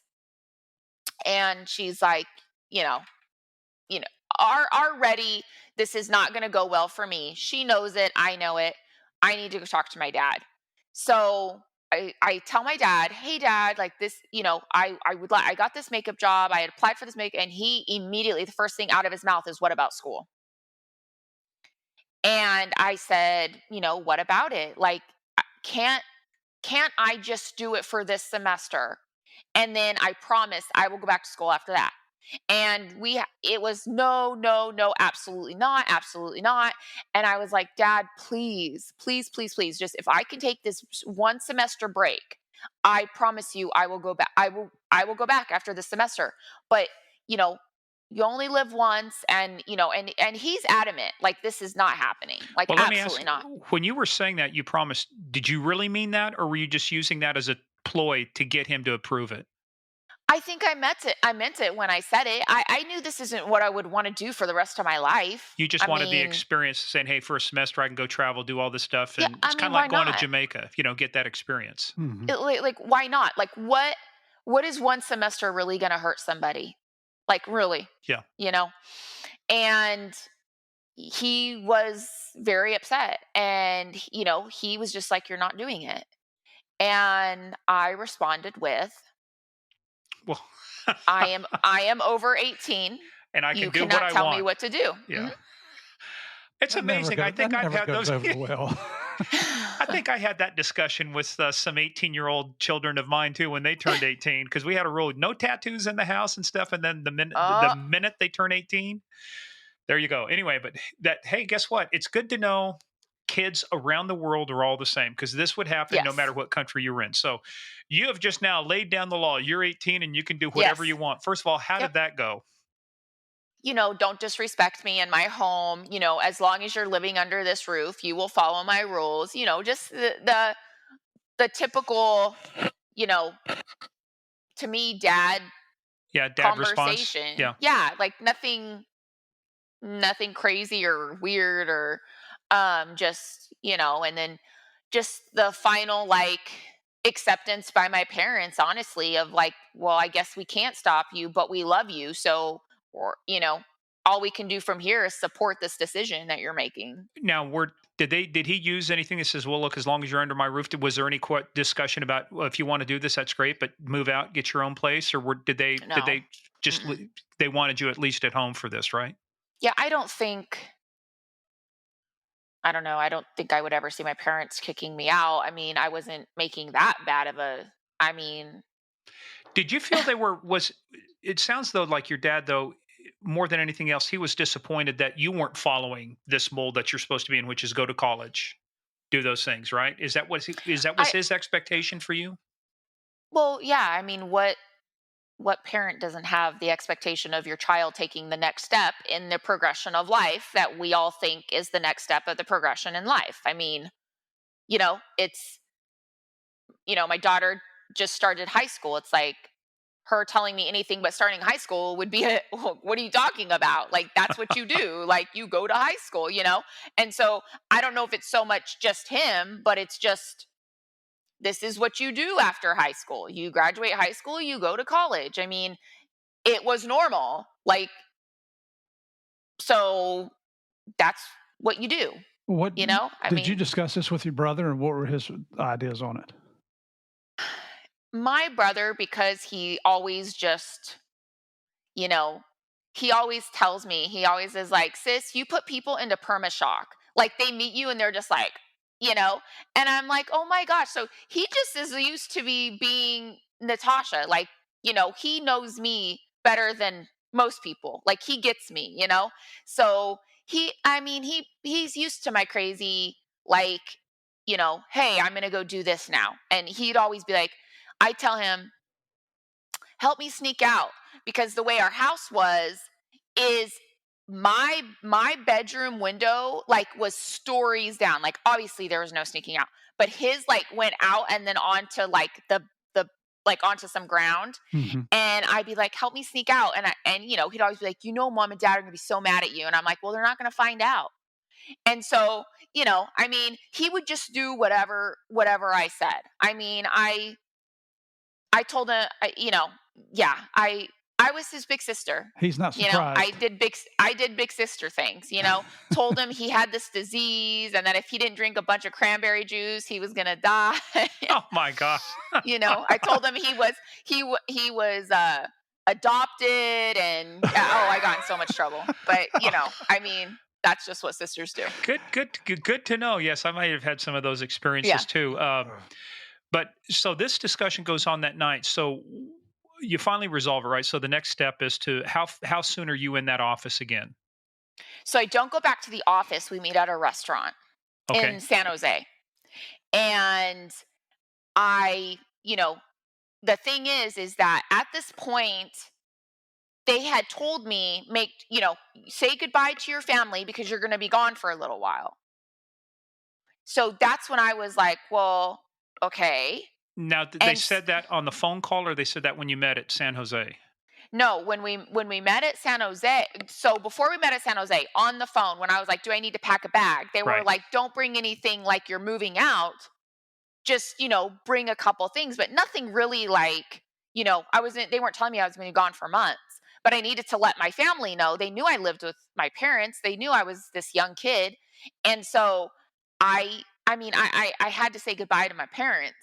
And when, about a week went by when I needed to go meet them at the restaurant, I remember backing out of the driveway and I was looking at my parents and I was waving to them.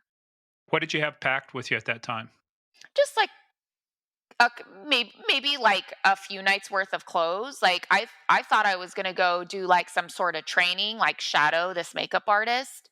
And So the reason I'm saying that too, and you're leading into it too. Looking back on it, you can see now is one of the reasons they want you to tell your parents you're going to be gone for a while is they want to lower any mhm, suspicions. They want to let people know it's okay for you to be out of contact for a while because you're going to be in these places. So we're creating distance now between the last time you see them and then right. there's so again what I'm looking at is this is obviously well choreographed. This is something they've done before. So when you were meeting at the restaurant, did that raise a red flag? I mean, did you think like, why are we meeting at a restaurant? No, no, no, not really. Um, no, no.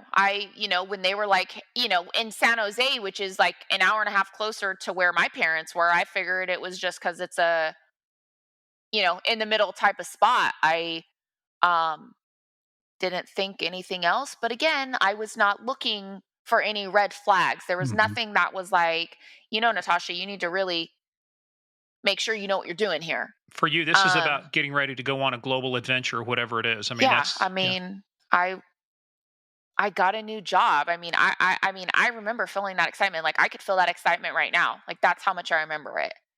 And wondering what was next.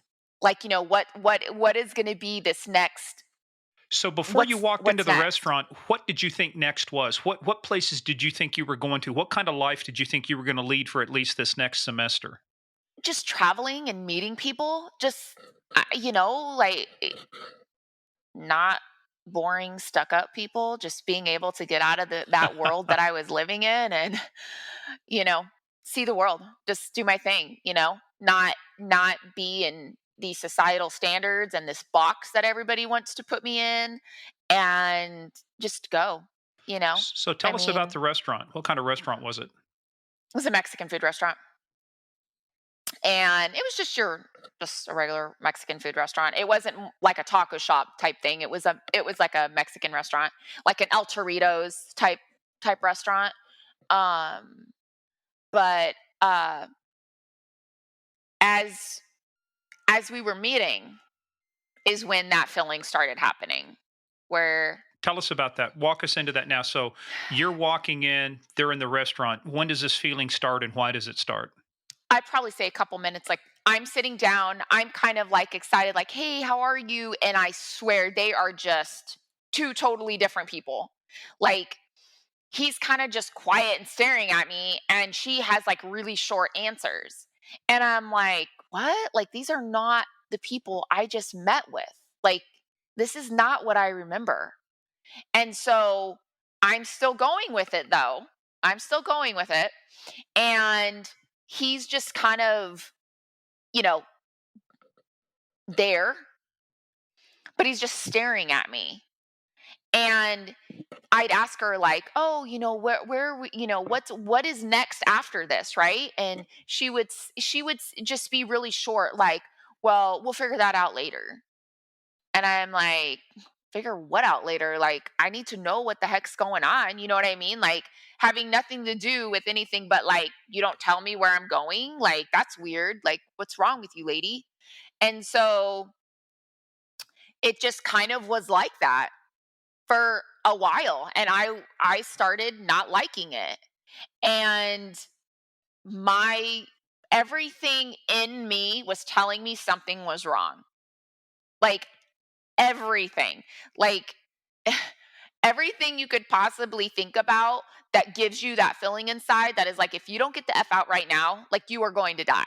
So I didn't feel like I was going to die, but it was all those. I mean, every alarm, my stomach was in this knot, my heart was pounding fast, I had the chills, and my brain was going like 100 miles per minute with like, what the heck are you supposed to do right now?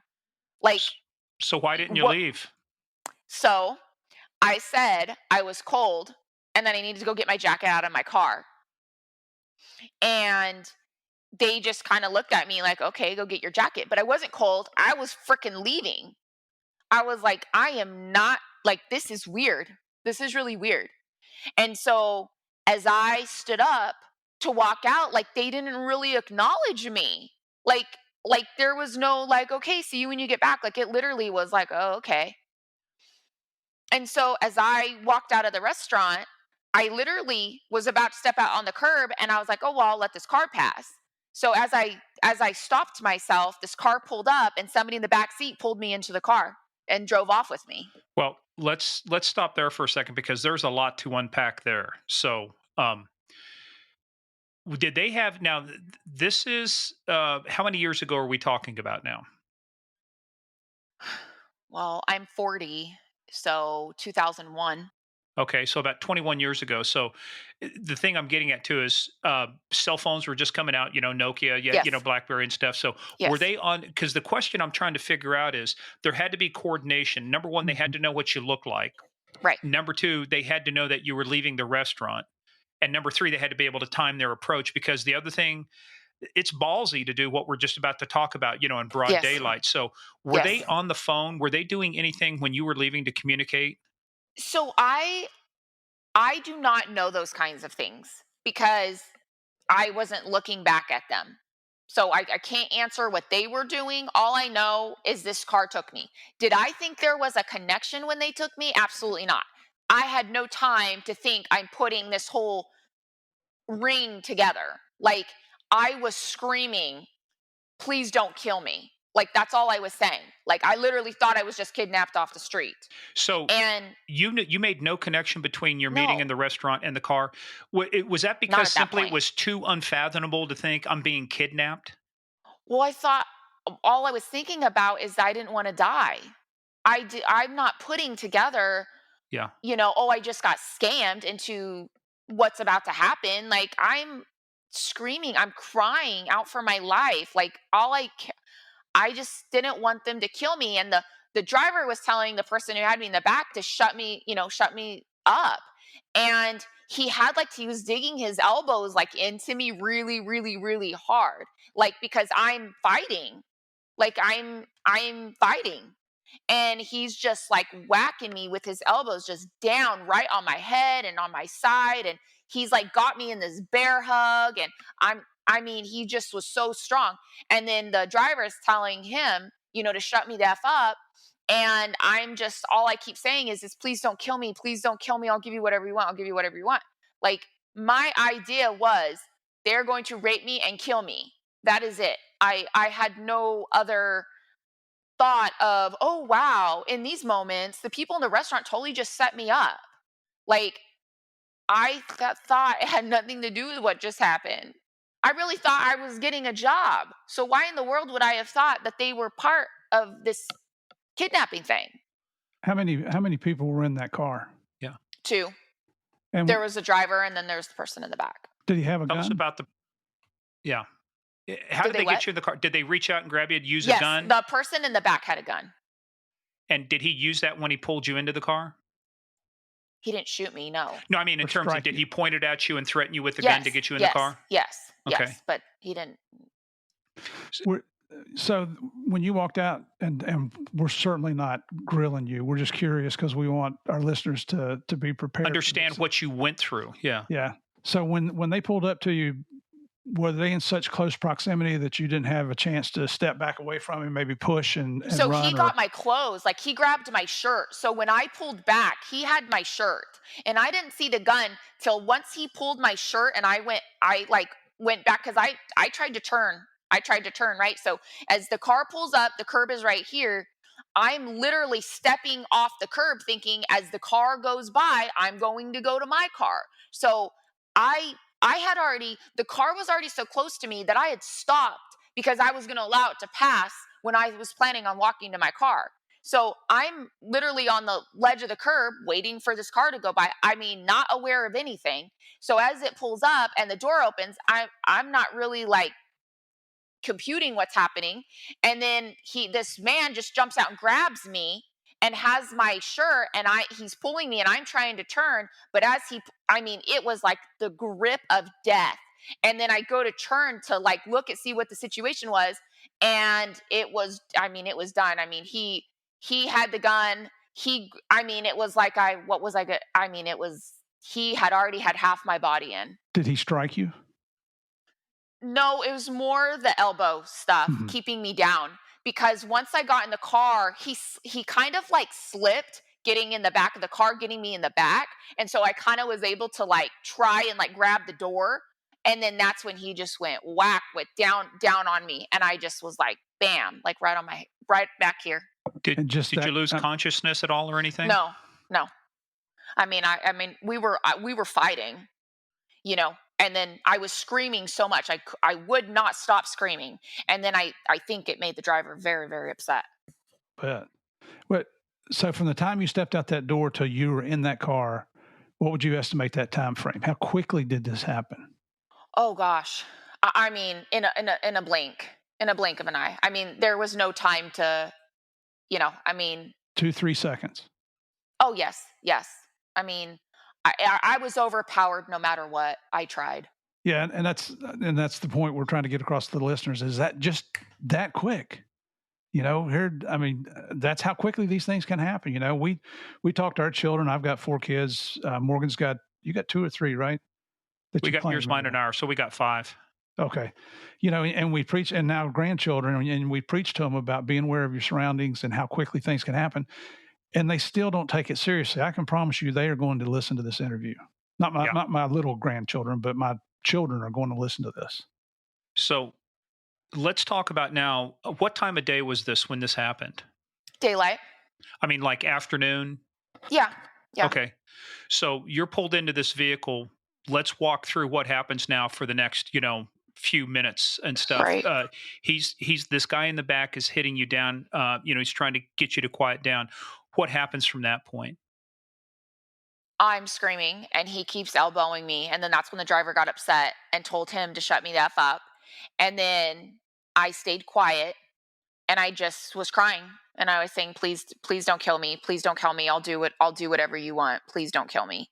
And that went on until I remember all of a sudden I could look up and we pulled into something and then I could hear like a so we were in some sort of garage. Was there any what was the conversation between the driver and the passenger other than get you to shut up? Was there anything about That was turn it. here? That was it? Okay. All right. That was it. The driver was cussing and very mad that I would not be quiet.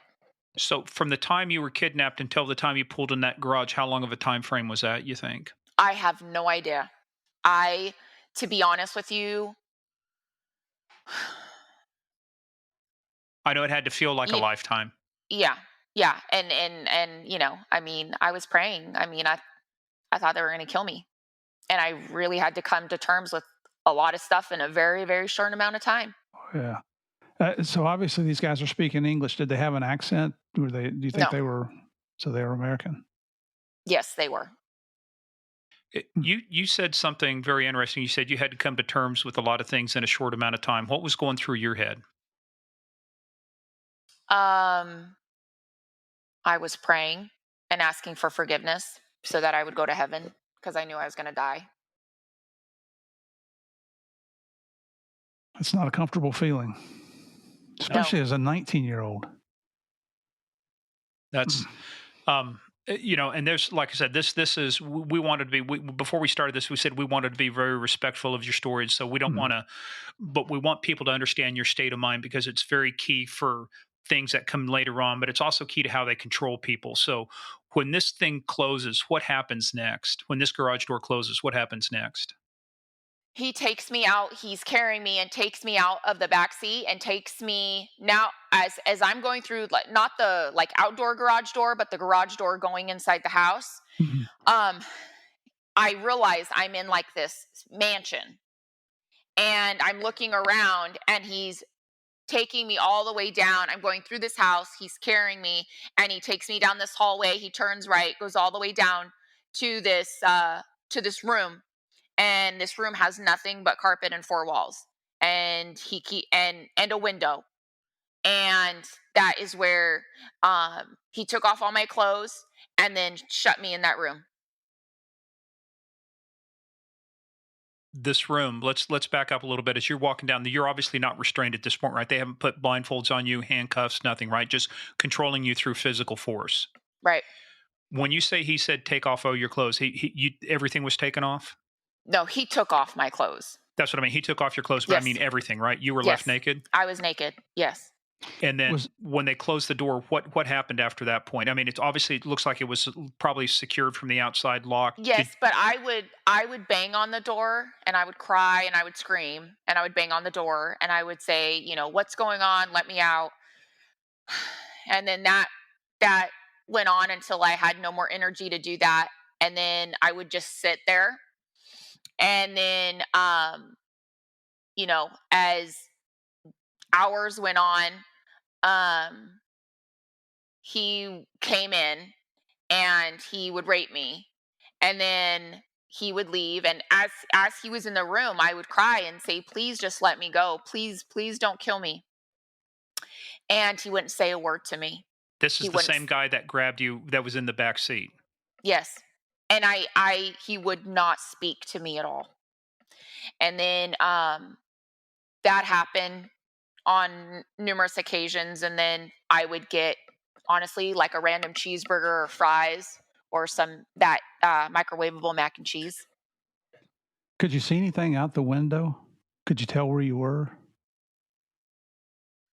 Just that I was in a neighborhood. What? How did they barricade the windows to keep you from getting It out of doesn't those? it doesn't open. It didn't open. Like I have a huge window that's in my living room that it's not there's a word for it, I don't know what it is, but you can't open it. Yeah. Right. Just a window. So this kind of looks. I mean, they went to extents to design this room. It seems like to hold people. Did you ever hear? Oh, hey, you're my kind of person. You got a cat walking across. I got a couple I'm cats that do the sorry. same thing. No, that's No, no no, no, no. problem. Hey, look, I You're have cats okay, all the time that Noah. come across, especially when one of them's hungry. Um, Yeah. but when you were in this room, could you hear anybody else? No. No. Could you hear any sounds? Could you hear anything going on, or were you like, was it? I could hear faint voices, right? Like uh what I would say were footsteps in the house, but I wouldn't be able to tell what it is. If it was the TV, I didn't know.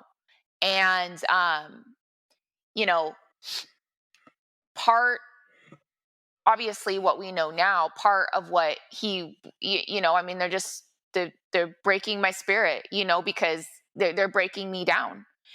Um, because you go through these emotions in the beginning that end up changing. You're crying in the beginning, right? And you're almost fighting a losing battle, right? With the whole let me out. Like, how ridiculous is that? I'm banging and making all this noise. This guy's not going to let me out. But you're acting, like as if all of a sudden they're going to open that door and be like, "Oh, hey, let me go take you home now," right? Um and then the longer you're by yourself, your mind starts really playing these crazy games on you. And you go from this whole banging the door, screaming, to just being very quiet and sitting with yourself and very alone in your thoughts. And so then you start thinking about, that I lied to my parents and now I'm in this room and they have no idea. And that I was very, very sorry. And I just had hoped that they knew how much I loved them and how much I had messed up and how this is all my fault. And just that God would be with me however they killed me, that I wouldn't suffer too much, and that, it wouldn't hurt. Whatever they were going to do to kill me, that it wouldn't hurt. That I could just die. It's kind of like the 7 stages of grief when you look at that first it's denial, then it's anger, you work through all these things. What they're breaking you down to is acceptance. They want compliance. They want you to not question. They Right. want you, they want to train you basically to just do whatever they say because, they've just broken your body, they've broken your spirit. While they had you up there, when you said he brought you in, and the rape is a physically violent act in and of itself. In addition to that, was there any kind of other physical force? Did they hit you? Did they strike you? Did they beat you? Did they do anything like that? Not yet. Okay. How long did this go on? I don't know. I don't remember. I don't even know if I remembered then.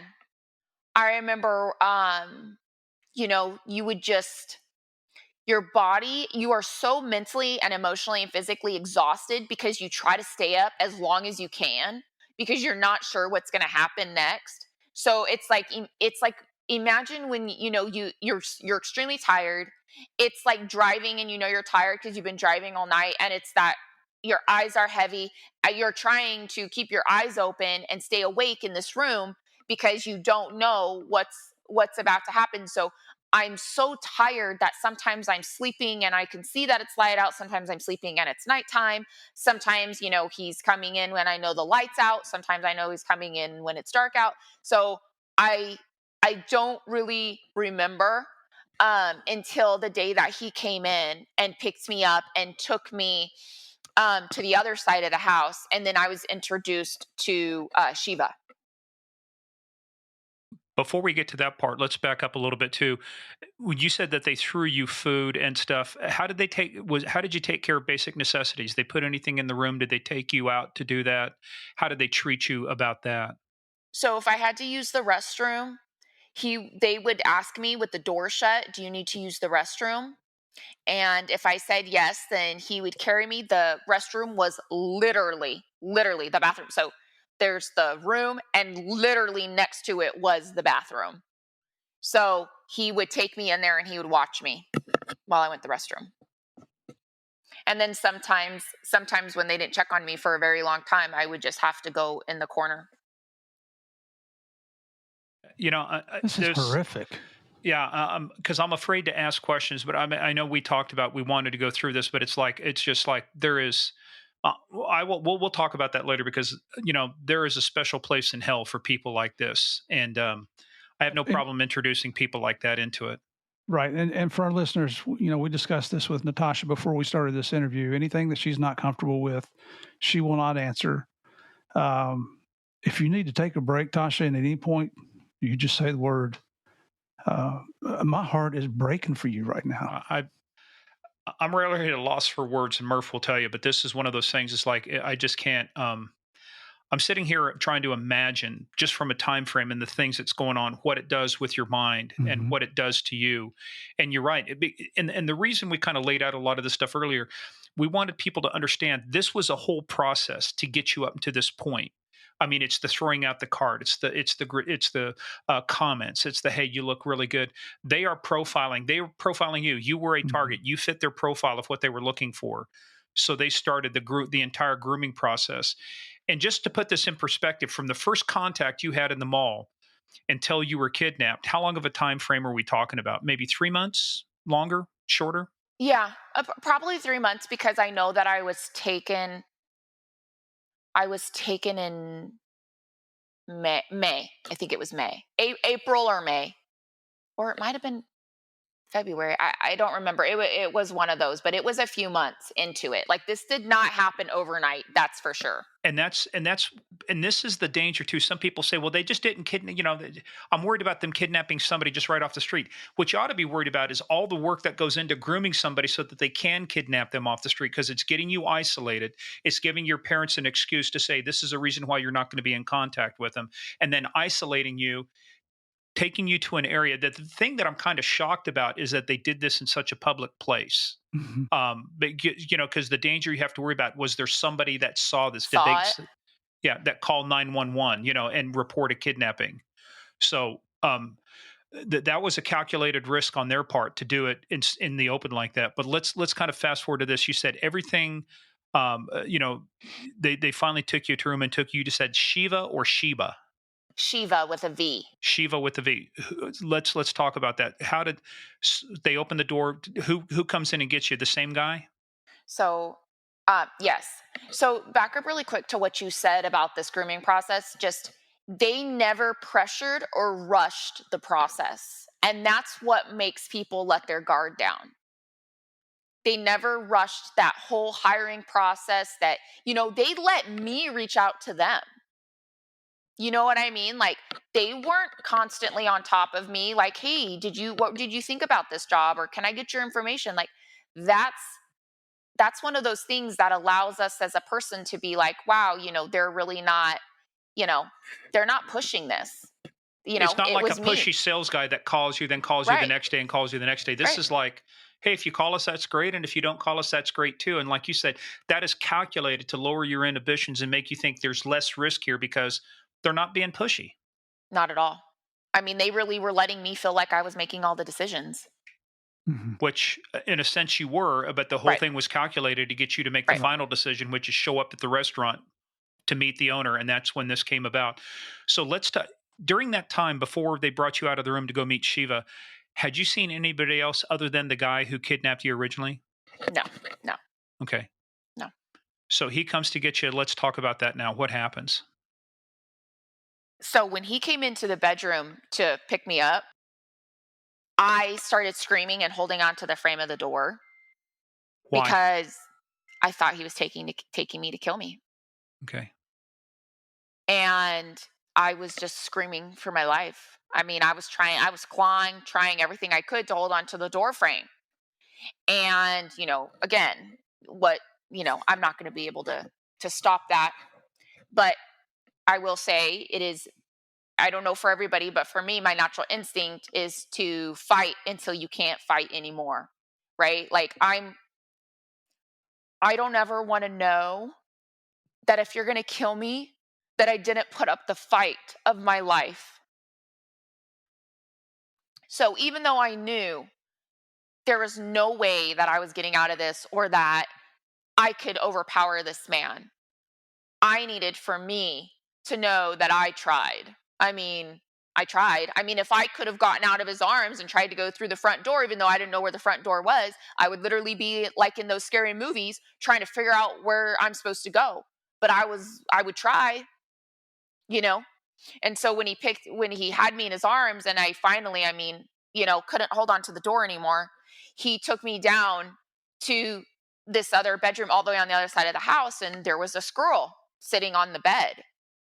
And he lays me on the bed and he says, "This is Shiva." And he says, "Shiva, tell her what she's going to be doing now." How is Shiva clothed? Does she have clothes on? Yes, yes. So now you stayed on the same floor, or did they take you down through this mansion you said and take you to the other side? It was the same floor, but literally, we walked a little ways. I mean, I was on one way far into the house. She was on the other place that I was taken was on the way other end of the house. So when you see Shiva, what's your initial, if you remember your initial view, do you think Mhm. is she a victim like you, or is she part of this crew? I didn't know. All I knew is that he told her to explain to me what I would be doing. And she pulls out this silver box, and it has condoms and lube and some other things in it. And she's explaining to me that they're going to get me cleaned up, and then I'm going to go have sex with a man, and basically led me to believe that if I just do this one thing, then maybe I could go home. Now, you wanted to, I know you wanted in your heart to believe that, but did you believe it? Yes. What was Shiva's attitude? Was she arrogant? Was she confident? Was she scared? Kind, Oh, gentle. Was it because she was mm. grooming you as well to do this, or was it because she was a victim herself? I mean, at the time, I feel like she felt sorry for me, but I don't, obviously now at this point in my life, I know her whole story. So, but in those moments, I'm not analyzing what is this person a victim? How did this happen? Like I'm But well, with her kind attitude, did you kind of feel like, well, maybe here's an ally, finally somebody I can? no, no, No, okay. no, no, no. I just was very appreciative that somebody was treating me um so Decently. kind. Yeah. Yeah, yeah. And see, that's there's a thing too. Won't get into a lot of the behavioral stuff, but it's basically the whip puppy. It's basically at some point people want affection enough that they'll even go to somebody who's abusive if they think they're going to get some affection. Mhm. And they had manipulated you to that point to where you were looking for anything that would give you a shred of hope. And it's cruel. It's cruel how they dangle that in front of you and do that. How was And Shiva I dressed? Go ahead. and at this point, remember, I thought I was being brought out of the room to be killed. Mhm. So So anything above being killed is a win. is it. Yes. Mm. Yeah. And they never did anything to dissuade you from the fact that you thought you were gonna be killed, right? Did they kinda use that to play on you? It's like, did anybody ever say, "Look, we're not gonna kill you," or No, did no one ever told me when I said, "Please don't kill me," the multiple times, no one ever said, "I'm not gonna kill you." okay. So that again, they continue that out. That's Yeah, what your belief was. When you yeah. walked in to saw Shiva for the first time, how was she dressed? Was she dressed like somebody you might expect to be in an escort service? Was she dressed Elegantly, elegantly. okay. Hmm. All right. So they give you the box and they lead you to believe you just do this one time. What happens after that? Yes. Um, she puts me in the shower and gets me cleaned up because at this point I'm pretty weak and lack of days and days of sleep, not getting the food that I should be getting just in general. Um, Everything that's happened to me from being raped. Just I had had blood from when he had raped me. I had blood coming, like dried up blood, and so I had to, when I was in the shower, she was cleaning my body. She was cleaning me up, and yeah. So we got myself cleaned up. She gave me some clothes and took me out to where Spider was in this like kind of in the garage thing, and it was put me in his car, and then they opened the garage and we pulled out, and as we drove to well, let me back up. When we were in the bedroom and he had told her, let Natasha know what she'll be doing, part of it was um explaining to me that he was my daddy now. And is that when did the first you just mentioned the name Spider, so I want to go back to the point. When is the first Mhm. time you learned the name Spider? That would not be till days later. That would not be till days later. So, as far as I know this person, I am to address him as daddy at that point when I'm with Shiva in the room. So I don't know anything about anything at this point. Like calling him daddy did not think, "Oh, now I'm being trafficked." Like this was like, "Why am I calling him daddy? This is weird." That's what I'm supposed to call him. But the guy you're calling daddy that later will be known as Spider is the same guy that grabbed you that day from the restaurant.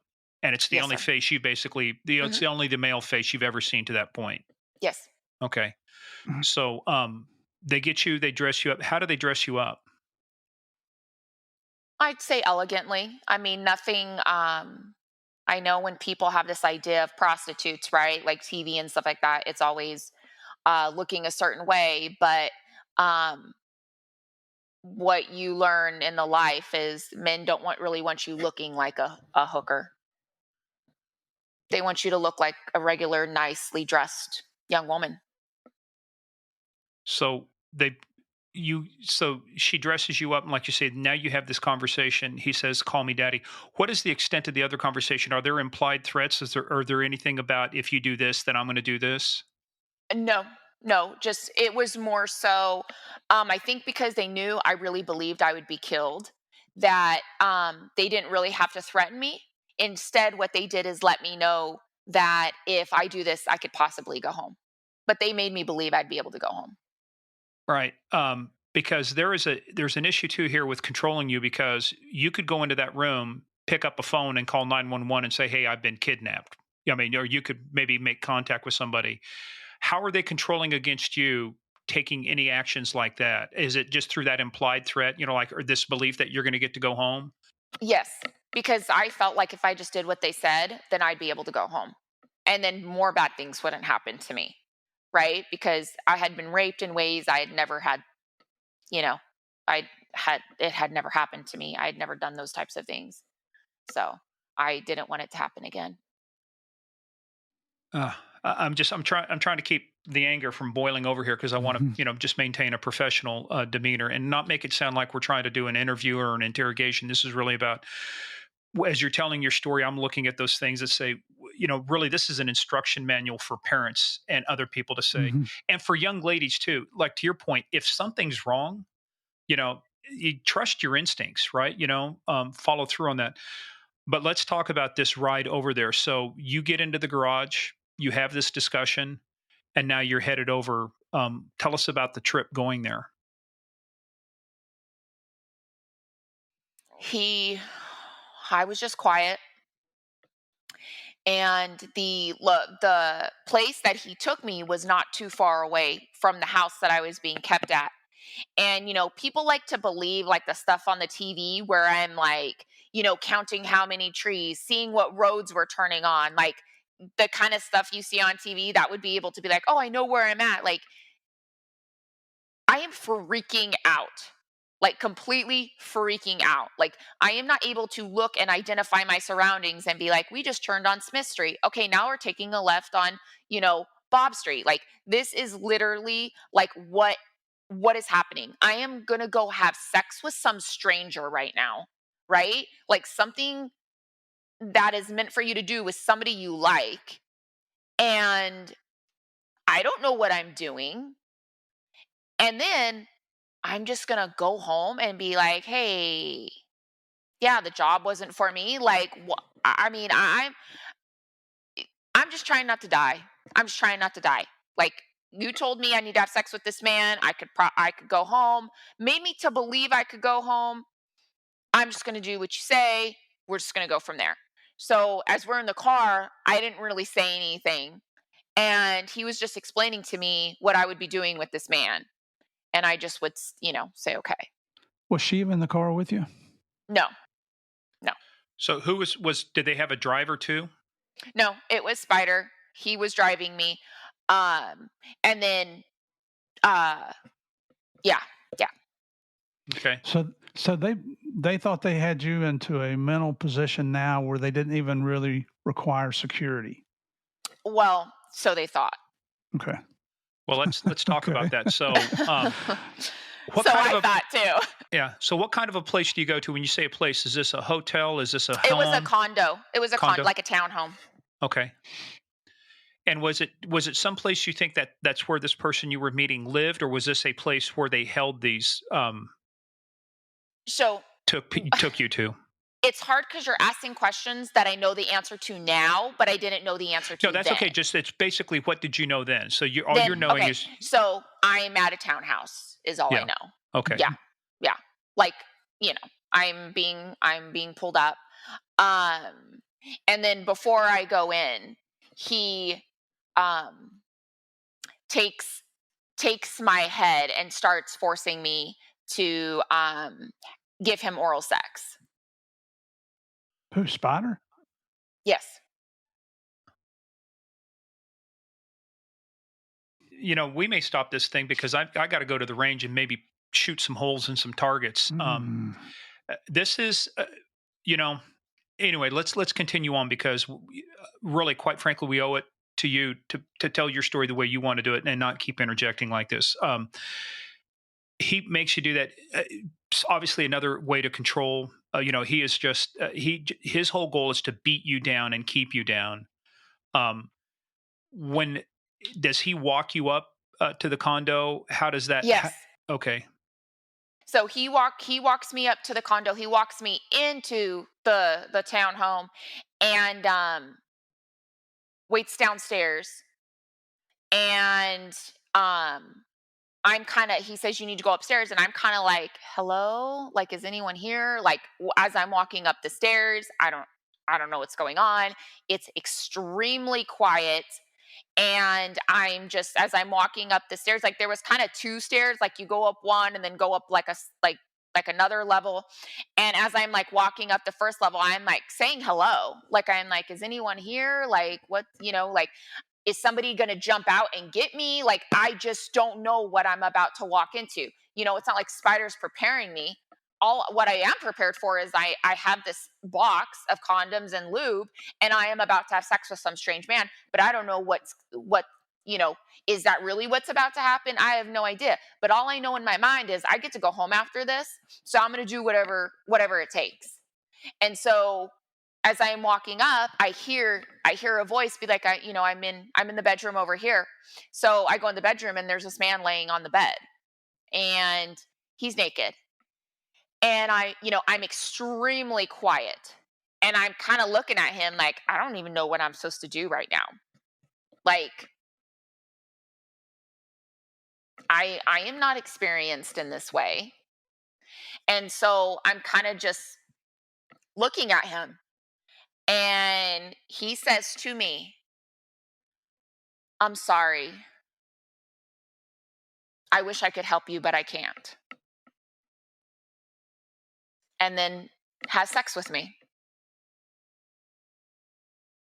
So Yeah, this is I can't. If you were watching us on screen right now, Murph and I are both at a loss for words. It's like, first of all, as a man, it's like, how do you say you're sorry for something like that? And just if people knew how much people were being trafficked and this stuff is going on, um, well, let's continue on. We'll save a lot of the stuff for later. Um, how long are you there before you leave? So I have sex with him, and then I, put my clothes back on. He says you can go downstairs now, so I walk downstairs. Spider walks me back to the car. We get in the car, and I wait. I wait a few seconds, and then I say, "Do I get to go home now?" And he looks at me and he says, "Bitch, you are never going home." And in those moments, I knew I needed to try and run away now. What'd you do? I made a plan. And so when he brought me back to the house, there was other girls there now. And in my mind, I'm like, "Holy crap. He is like kidnapping multiple girls. Like I have to get us out of here like now." And so again, I don't know what trafficking is. I don't know any of this stuff. I don't understand the life, the game. I don't understand any of this. All I know is if I was kidnapped and I'm being forced to be here, so are these other girls. And so I go up to one of them and I was like, "Hey, do you want to run away with me tonight?" Because now, as I'm being walked into the house, I see some doors. And so I'm like, I am going to try to run away. The next time they let me out, I'm going to try and run away. And so I ask her if she wants to go with me, if she wants to try with me. And she kind of just like dismisses me or whatnot. So I, get eventually taken back into the room I'm being held in. I'm in there and now I'm like, I got to get out of here. Like I have to run away. He told me I'm never going home and I believe him. And so I'm trying to figure out like how I'm gonna leave, how I'm gonna run away, and make the decision that if I get caught, I know he's gonna kill me. But is it worth it to try and run away? And I felt like it was because, again, I'm disgusted that I just had sex with somebody I don't know, and this whole situation, this is just everything happening. I don't know that I could continue to just live like this, and so I just asked myself, what are you going to do if you get caught? And I already was like, dying is better than living like this. So I had no choice but to try and run away. And so as I'm in the bedroom trying to figure out what my next move is, Shiva comes in the bedroom and is on the phone. And she opens the door and she says, "Hey, daddy wants to talk to you." And so she's standing there and I get on the phone and I'm like, "Hello." And he goes, "Hey." I was like, "Yeah." And he goes, "I hear you don't want to be here anymore." And I said, and he goes, "You know what?" He goes, "This isn't the life for you anyways." He goes, "I'll take you home." He goes, "I can see this isn't what you want."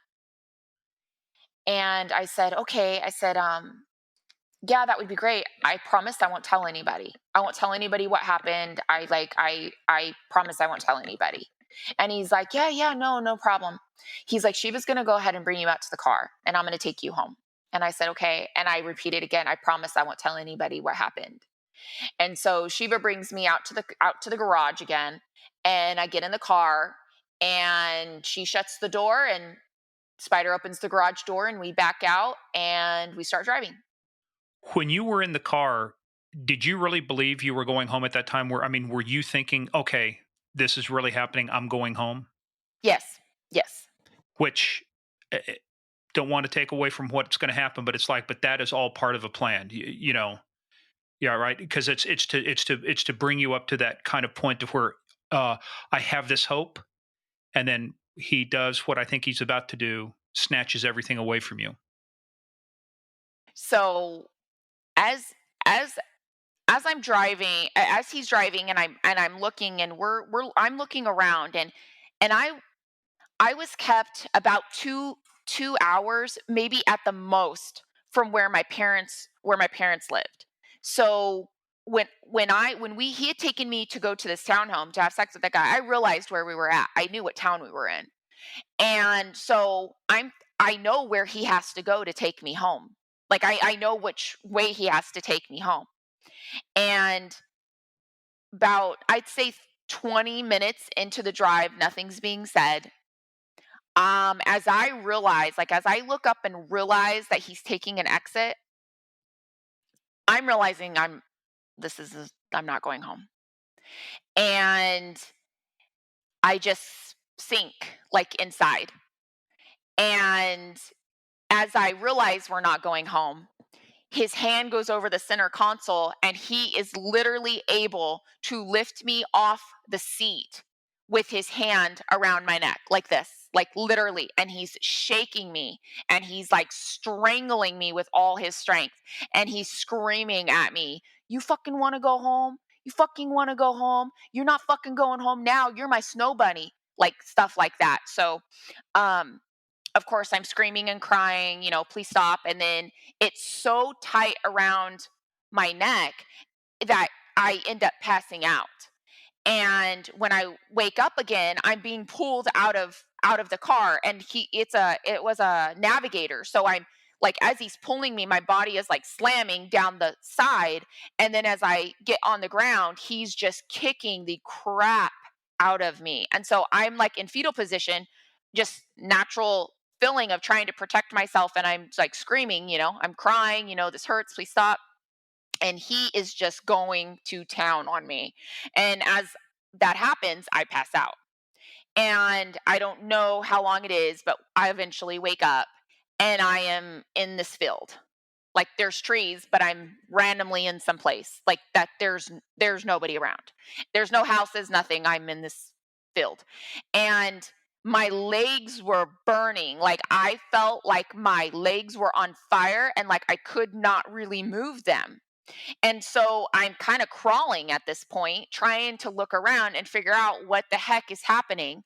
And I'm just in this state of shock, right? It's not like anything but in those moments of figuring out what is happening right now to me. And so as I am trying to figure out what the heck's happening, this car pulls back up, and I see a car coming. And as the car gets closer, I realize it's him. And he gets out of the car, and he looks down at me in like the field in the bushes, and he says to me, "Do you want to go home now?" And I said no. So he picked me up, and he put me in the back of the car, and he drove me back to the house. So where you ended up at was not where the initial beating took place, right? Where he took you and started beating you. Were you physically moved then from one location to another? Or was that all in the same area? No, so like when he pulled me out of the car to beat me, that's where he left Oh, me. okay. Okay. Which was And it was like in some field. field. Okay. Yeah. I mean, I don't know, like a forest. I don't know. It was the trees and stuff, but there was no like civilization or anything. So when he asked you that question, um, you obviously did want to go home, but if you said that, you were going to be in for Right. another beating. Of course. Of course. I needed to give him the answer he wanted to hear. I could not take anything else. I couldn't even walk at this point. Did you know if anything was broken? I don't know. All I knew is because I remember how much he was kicking my back, like my lower back. It was like I don't know what, and it most likely was because I was curled up so tight that that was basically all I could get to is my back. You know what I mean? Like because I'm just in this roly poly position on the ground. And the car, when he pulled me out, the car's in front of me. So I'm right in front of the car. I'm right like on the side of the car. So he can't get there. And if I'm in fetal position and I'm curled up, all he's hitting is this. just constantly. And I want to make a note too is that part of their thing too is that to him you're a piece of property. To him you're something to be marketed. You're the merchandise, you're the goods. You might do some things to the merchandise, but it did one thing I'm thinking of, and I don't know the answer to this because we didn't do a lot of deep dive with her before we started the story. We had a good idea, but I'm thinking that he stayed away from your face, in areas like that because that's part of marketing you, right? Yeah, so I mean, I have severe scarring on my neck because he constantly strangled me, that he had popped so many blood vessels that they just never healed. So I have huge marks on my neck, and I purposely do not cover them up. Jeez. Let's let's put this in perspective too, because we've kind of got a good idea about this guy now called Spider, but give us an idea too in terms of you said something that just struck me as his ability to reach over to you while you're in the navigator, lift you up by your neck off the Mhm, seat, even across the mhm, console. yeah. Give us Tell us about Spider. In other words, describe him for us. If because I know you've got this information later, but size, weight, stuff like that. I want people to understand what kind of a guy we're dealing with here. Huge. I'm talking like over 6'4", 6'5", just built, um, huge muscles, worked out, lifted all the time, just, a beast in that way. I mean, he didn't drink or do drugs. He didn't do anything that that would cause him to be anything but in the most healthiest physical state he could possibly be in. Yeah. Well, we'll talk about him later. Let's. So he asks you that, he brings you back. So you're brought back to the house. What happens at that point? So I'm punished for trying to leave because the girl had told on me. The girl that I had asked to run away, she had told on me. And so to give you some background on this that I was unaware of. So what happens is because we were considered, like, we're called like red carpet hoes, we're high class escorts. To have sex with me for an hour would be $800 to $1,000. Well, our punishments would be to have to go work the track. The track is where you see the girls working on the streets. So um I was punished to have to go work the track. And Shiva gave me a different kind of outfit. Now I do not look like an elegant high class escort. I look like a street prostitute. And the difference is we had a quota we had to make every single night. And it's possible to make that quota when you're making 800 to $1,000 an hour.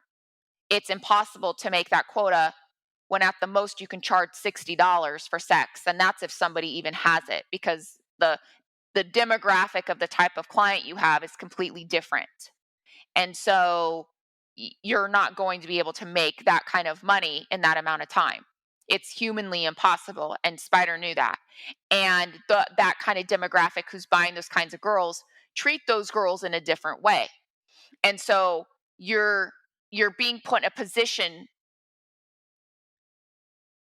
to be okay with being the escort as opposed to being put on the track. So when I got put on the track, um, I really had no idea what I was doing. I mean, I it was negotiating $25 for a blowjob, right?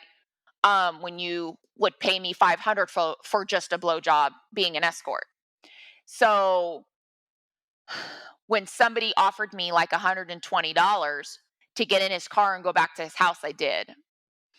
And we get there and I'm in his house and he says, "Let's go into the bathroom." So I go into the bathroom and there's a bathtub and he's putting ice in it. And then he asks me to get in the bathtub that's filled with ice. And there's this shower curtain that's pushed to the back and I'm sitting in this ice, not being able to feel my body at this point. And I can hear him him walking. It sounds like he's pacing back and forth and he screams out, yells out, "Hey, do you want something to drink?" And I said, "No, I'm fine." And it's taking him a while. And I think he was needing to get drunk to do what he was about to do, but I didn't know this at the time. And he comes in the bathroom and he sets his foot up on top of like where the bathtub is. And before I know it, he's taking the shower curtain and he's trying to suffocate me. And he's naked. And I, go for the part that's actually in my face, which is his privates, and I'm scratching and clawing at him, and I mean, I'm clawing so bad that blood is like coming out, like it's on me, and I run out of the house naked into Spider's car, screaming. What did What? Spider do? Yeah. What the fuck happened? What the fuck happened? What the fuck happened? I don't know. I don't know. I'm so sorry. And I'm crying. He was trying to kill me. He was trying to kill me. And he just screamed at me the whole way home He didn't go So any do anything to the John? because I don't know. Later on, he would put us in situations to check us to make sure we were still like loyal to him and following the rules. So I don't know if I just came into contact with some sort of prostitute serial killer or if he had set me up to where I needed him because I was screaming for him. I needed him. And knowing how safe I felt once I got in his car. yeah, and this is I'm telling you the depths of which people go to manipulate people over a period of time. By the time this incident happens, Natasha, how long has it been since you were kidnapped?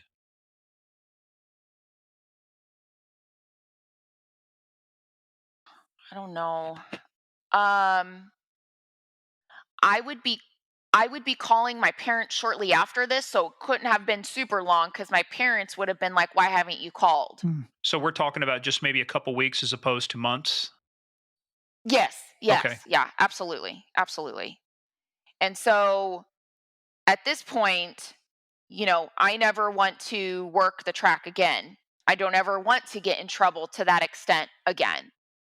And so part of go No, ahead. so Natasha's going to be a good girl now, right? You're going to be a good girl, do Yeah. whatever Spider Yeah. says because you've seen what it's like to be on the other side to work the track and to be almost killed like that. So Yeah. you want the Yeah. safety and security that now Spider provides and the other lifestyle provides. Yes, and the fact that, we would go and stalk my younger brother who was still in school. And we would stalk my family. We'd watch my mom walk out of her office building. Like he would have a gun and he would tell me, "I will kill your family, and this is how easy it would be if you ever try and leave." And so, you know, there's these three things I talk about that these three steps traffickers take, and they identify your vulnerability, they provide that vulnerability, and they exploit that vulnerability. And Spider had identified that mine was my family. So when he starts providing that, it's because that's my new family now, because I couldn't go home, because I was trash. My family wouldn't want me because of the type of family I come from and the type of community I come from. They would not accept somebody like me because of the things that I have done now. And again, on a side note, it's why people in middle upper there's so much underreporting of crime. We're worried about judgment, And status. about yes, reputation, everything. So therefore, I believed that my family would not love me anymore.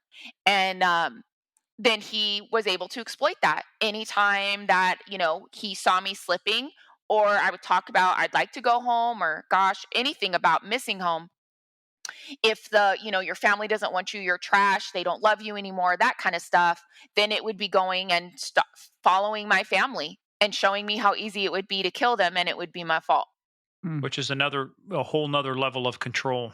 Um, you said though that you were going to get to call your family eventually. So, but tell us about the discussion to get back to not working the track anymore and going back to the escort.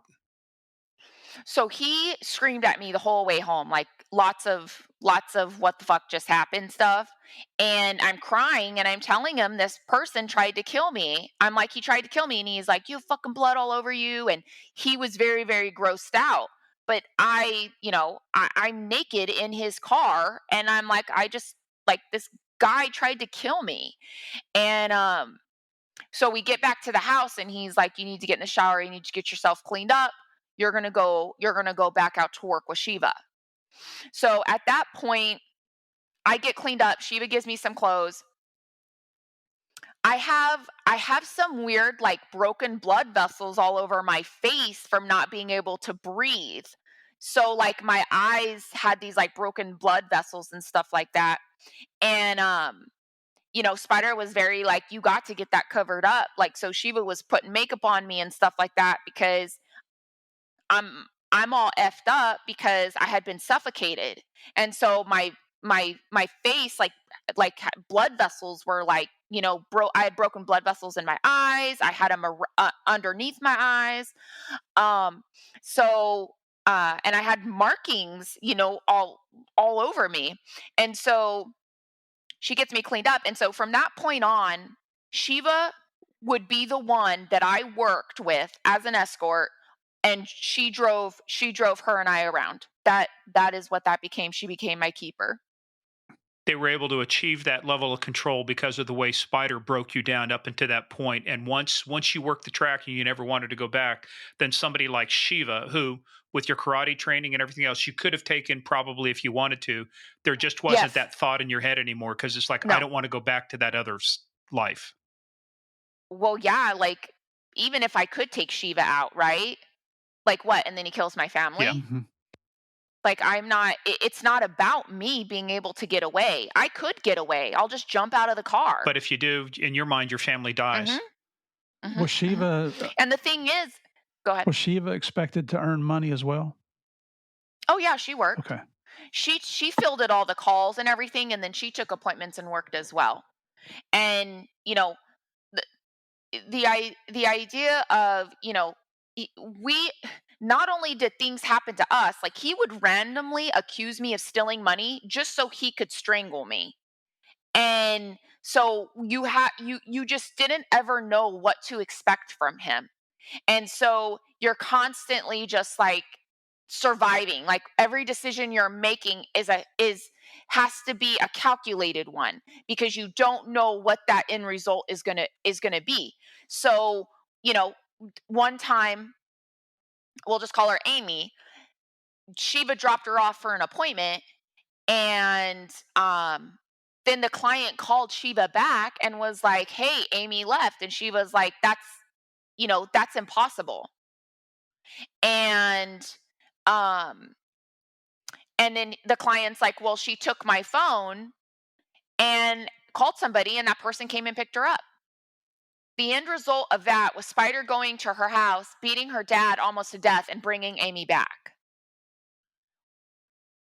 Or when one of the girls, she actually ran away, got away, went back to her place, and Spider was sitting in her at her dining room table. Like, you will never escape him. He will find you. This is like something you see in a movie, in a horror movie. Now, with the movie, there's an ending. This thing is never ending at this point. I mean, this is, uh, first of all, Natasha, at this point, it's like there's no way anybody could say, I know what it feels like. Nobody knows what it feels like. No. It's like only you do. But I can only imagine, number one, but it's just I'm sitting here thinking about it. It's like the level of fear. It almost like after a while, the fear just fades away, and it's just like you accept this. Is like this is the life. This is what has Oh, become yeah, absolutely. daily to me. I don't fear. The only thing I worry about anymore is what's going to piss Spider off. Right? It's like Yes. Yeah. And that's why like the beatings would get less and less because the longer you're there, the more you go with it, right? Like I'm not resisting anymore. I'm like you find an acceptance that this is the rest of your life. Like this is what I am going to die doing this. And as long as my family is safe, I'm I'm fine.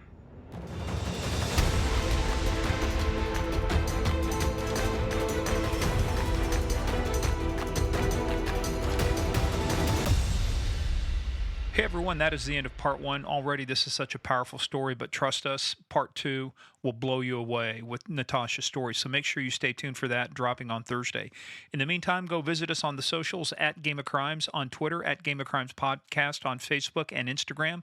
Also visit our webpage, gameofcrimespodcast.com. We will put links to resources for human trafficking, survivors of it, how you can help, what you can do. So make sure you check out the webpage as well. So everybody, we're going to keep it just short and light right now because we want to keep the focus on the story and keep the focus on the victim here, which is Natasha. So stay tuned for part 2.